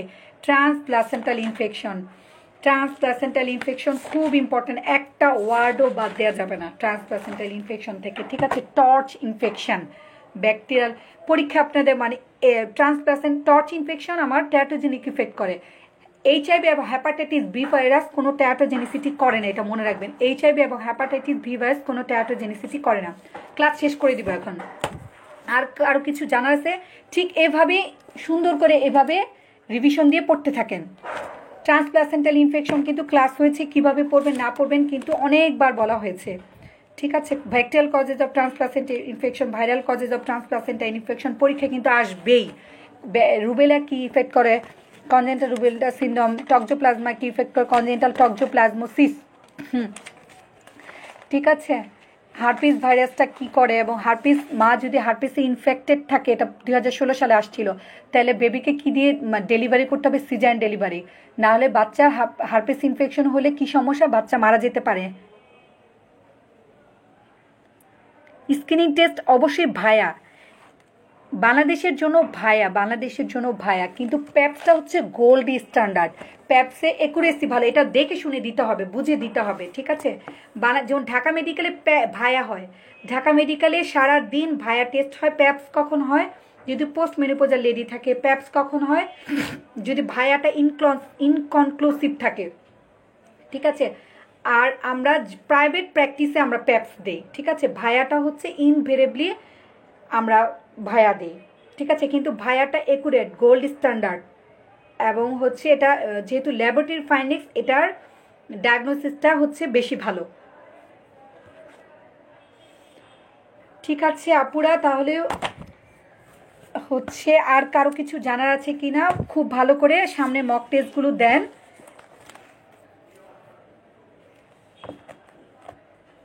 ইউটেরাসের মেইন ব্লাড সাপ্লাই অবশ্যই ইউটেরাইন আর্টারি, অবশ্যই ইউটেরাইন আর্টারি। ইউটেরাসের মেইন ব্লাড সাপ্লাই অবশ্যই ইউটেরাইন আর্টারি। ইউটেরাইন আর্টারি কার branch? anterior division of the internal iliac artery, internal iliac artery car branch? Common iliac artery। এভাবে না পড়তে হবে জিনিসগুলো সুন্দর করে, হ্যাঁ? ইউটেরাসের মেইন ব্লাড সাপ্লাই অবশ্যই ইউটেরাইন আর্টারি, ঠিক আছে? অবশ্যই ইউটেরাইন আর্টারি। এবং ইউটেরাইন আর্টারি যেটা আসে কোথায়? Anterior division of the internal artery. Other সোর্সেরটাও মনে রাখতে হবে, ওভার আর্টারি, ভ্যাজানাল আর্টারি। এবং ইউটেরাসের ব্লাড ইউটেরাইন আর্টারিটা কী হয় এটা একটু না পড়তে হবে। ইটার্ন আর্টারিটা প্রথমে কি হচ্ছে, আমার কিছু ব্রাঞ্চ দিচ্ছে। ওভারি হচ্ছে এক্সট্রা পেরিটোনিয়াল, অফসেট দত্ত বইয়ে, আচ্ছা ম্যামোগ্রাফি বলছি। তাহলে ইটার্ন আর্টারি থেকে কি কি হচ্ছে এটা কিন্তু পড়তে হবে ভালো করে। ভেজাল আর্টারি, তারপরে রেডিয়াল আর্টারি, স্পাইরাল আর্টারি এবং আর্কুয়েট। ভেজালের পর আর্কুয়েট, সবার আগে ইটার্ন আর্টারি হচ্ছে আর্কুয়েট, ঠিক আছে। আর্কুয়েটের পরে রেডিয়ালের পরে হচ্ছে আমার স্পাইরালের পরে ভেজাল। পরীক্ষা আপনাদের আসছে যে এই যে ইটার্ন আর্টারি যে ব্রাঞ্চ দিচ্ছে, এন্ডোমেট্রিয়ামকে ভিতরে কোন কোন ব্রাঞ্চ থাকতেছে আর এন্ডোমেট্রিয়ামের বাইরে যেটা মায়োমেট্রিয়ামে কোন কোন ব্রাঞ্চ থাকতেছে দেখেন। আর্কুয়েট আর্টারি কিন্তু আমার আর্কুয়েট এবং রেডিয়াল আর্টারি কিন্তু মায়োমেট্রিয়ামে থাকতেছে। ইউটেরাসের মধ্যে মানে এন্ডোমেট্রিয়ামের মধ্যে যাচ্ছে স্পাইরাল আর ভেজাল আর্টারি। পরীক্ষা আসছে, দেখেন কত ডিপে কোশ্চেন আসে। হ্যাঁ, গোল্ড স্ট্যান্ডার্ড অবশ্যই প্যাপস। এন্ডোমেট্রিয়াসিসের অর্গান হচ্ছে কি, মেনলি অ্যান্ড্রোমেট্রিওসিস। সবচেয়ে কমন সাইট হচ্ছে ওভারি, দেন হচ্ছে পাউচ অফ ডগলাস, ঠিক আছে। আর এই যে দেখেন, তাহলে এই কোশ্চেনটা কত ডিপে আসছে। ইটার্নাটি যে ব্রাঞ্চগুলো দিচ্ছে তার মধ্যে আর্কুয়েট, রেডিয়াল, এন্ডোমেট্রিয়ামের মধ্যে যাচ্ছে না, মধ্যে কি যাচ্ছে, স্পাইরাল আর্টারি এবং ভেজাল আর্টারি। তাহলে এভাবে একটু ডিপলি একটু দেখতে হবে কিন্তু। আর ওভারিটা কি, এক্সট্রা পেরিটোনিয়াল, পেরিটোনিয়ামের বাইরে থাকবে। ওভারিটা ফ্লটিং থাকে, এখানে কিন্তু ইন্টা পেরিটোনিয়াল লিখা, এটা ভুল। ওভারি হচ্ছে এক্সট্রা পেরিটোনিয়াল, এটা হচ্ছে দুই ল্যাটারাল পেলভিক ওয়ালে থাকবে, পেরিটোনিয়ামের বাইরে ফ্লটিং হিসেবে, ঠিক আছে। ম্যামোগ্রাফি, আচ্ছা ম্যামোগ্রাফি সম্বন্ধে আমি বলছি আপু। সেটা হচ্ছে ম্যামোগ্রাফি হচ্ছে screening test for breast cancer. এটা আমরা কখন করব, স্ক্রিনিং টেস্ট হিসেবে করব ম্যামোগ্রাফিতে যদি কোনো সমস্যা থাকে। যেমন ম্যামোগ্রাফিতে বললো একটা লাম্প দেখা যাচ্ছে, কনফিউজিং, ফাইব্রোসিস্টিক ডিজিজ, মানে ম্যামোগ্রাফির স্ক্রিনিং টেস্ট হিসেবে করলাম যে তার ব্রেস্টে একটু সমস্যা আছে, লাম্প দেখা যাচ্ছে বা ফাইব্রোসিস্টিক ডিজিজ দেখা যাচ্ছে কিন্তু ইনকনক্লুসিভ, তখন আমরা আলট্রাসোনোগ্রাফি দিব। আলট্রাসোনোগ্রাফিতে বিনাইন লাম্পটা কি সিস্টিক না সলিড থেকে সিস্টিকটা আলাদা করে আলট্রাসোনোগ্রাফি। ম্যামোগ্রাফি স্ক্রিনিং হিসেবে জাস্ট হচ্ছে কি বলবে, এটা ফাইব্রোসিস্টিক ডিজিজ না হচ্ছে কোনো ব্রেস্ট লাম্প, কিন্তু আমি কনফিউজিং যে এটা সিস্টিক লেশন না হচ্ছে সলিড লেশন, তখন আমি আলট্রাসোনোগ্রাফি করবো। আলট্রাসোনোগ্রাফিতে কোনো লাম্প পাওয়া মানেই আমি তাকে কি করতে দেবো, অ্যাফিনিসিন, মানেই তাকে আমরা কি করতে দিতে পারি, এক্সিশন বায়োপসি। মেইনলি আমরা অ্যাফিনিসি করতে দিব ফর কনফার্মেশন অফ মেলিগনেন্সি। যে কোনো মেলিগনেন্সি আমি কিভাবে কনফার্ম হব, অবশ্যই হিস্টোপ্যাথোলজি। সেল নিয়ে আমরা সাইটোলজি করি, টিস্যু নিয়ে আমরা হিস্টোপ্যাথোলজি করি। তাহলে ব্রেস্ট থেকে আমরা যে ফাইন নিডল অ্যাসপিরেশন সাইটোলজি নিলাম সেটা কি সেল নিয়েছি, তাহলে এটা কনফার্মেশনের জন্য বায়োপসি লাগবে, তাই না? এটাই কথা, যে সেল নিয়ে সাইটোলজি এবং টিস্যু নিয়ে আমরা বায়োপসি করি, হিস্টোপ্যাথোলজি করি। ম্যামোগ্রাফি তাহলে screening test for breast cancer. অবশ্যই আমার ব্রেস্ট ক্যান্সার স্ক্রিনিং আমরা যাদের রিস্ক ফ্যাক্টর থাকবে অবশ্যই করব, রিস্ক ফ্যাক্টর ছাড়াও করব আমরা স্ক্রিনিং। আমরা মেনলি 40 বছর বয়স থেকে শুরু করি, কিন্তু 20 বছর থেকে বই লেখা আছে 20 থেকে 39, 40 থেকে 59, মোর দেন ইকুয়াল 60 ইয়ার্স।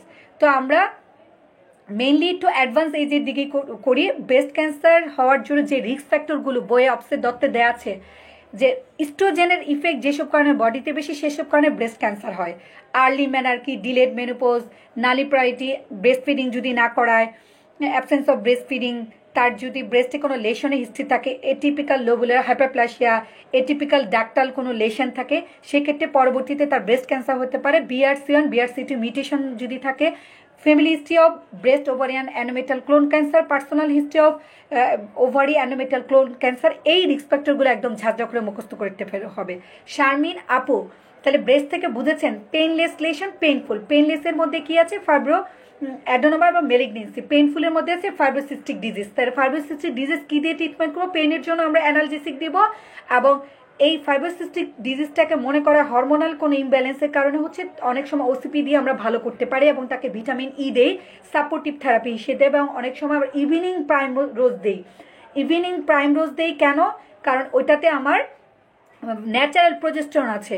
ওই ন্যাচারাল যেটা আমার বডিকে ন্যাচারালি সাপোর্ট দেয় হরমোনাল ইমব্যালেন্সটাকে কারেকশন করতে। এজন্য আমরা ইভিনিং প্রাইম রোজটাও দিতে পারি ফাইব্রোসিস্টিক ডিজিজে। তারপরে হচ্ছে ফাইব্রোঅ্যাডেনোমা আমরা ফলো আপ করবো। ফাইব্রোঅ্যাডেনোমাতে খুব রেয়ারলি হয়। এটা একটা পেইনলেস লেশন, এটা একটা বিনাইন লেশন, এবং এটা হচ্ছে আমার কত বছর বয়সে হয়, এটা ইউনিল্যাটারাল না বাইল্যাটারাল, যেহেতু বিনাইন লেশন ইউনিল্যাটারাল হবে, এসব একটু পড়বো আমরা।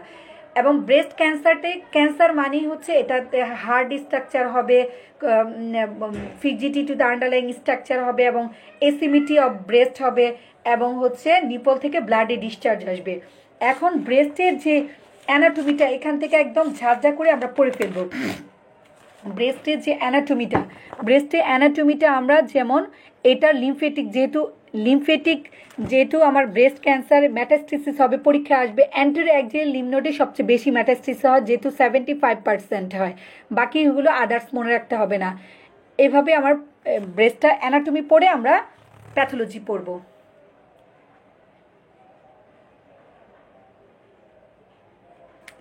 আচ্ছা, আর কেউ কিছু বলবেন আপুরা? বেস্ট অফ লাক, ভালো থাকেন, সুস্থ থাকেন অবশ্যই। এবং হচ্ছে পাচক তো যারা যেই ধর্মে সেই ধর্ম আল্লাহর কাছে প্রার্থনা করেন। হার্ড ওয়ার্কিং করলে ইনশাল্লাহ সফলতা আসবে। এবং ফার্স্ট কথা হচ্ছে আমাদের failure is the pillar of success, এবং কনসেপশন ক্লিয়ার থাকলে আমি যে কথাগুলো বললাম এগুলো পড়তে পারলে ইনশাল্লাহ হবে, এটা নিয়ে চিন্তার কিছু নাই।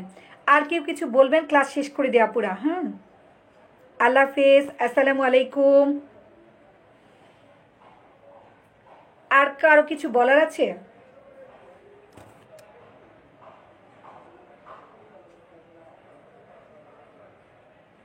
তাহলে শেষ করি। ফাইনালি আরেকবার এই জিনিসটা আমি আরেকবার দেখাচ্ছি। এইভাবে জাস্ট পেপার 3টা আমরা একটু রিভিশন দিব, ঠিক আছে? ইনশাল্লাহ আপু, ইনশাল্লাহ সবাই অবশ্যই দোয়া করবো ইনশাল্লাহ। যারা হার্ডওয়ার্কিং করে আল্লাহ তাদেরকে কোনো দিন হচ্ছে নিরাশ করে না, ফার্স্ট কথা। আবার সেকেন্ড কথা হচ্ছে আমরা মাথাটা ঠান্ডা রাখবো। আমরা এত পড়বো যে আমরা ভুলে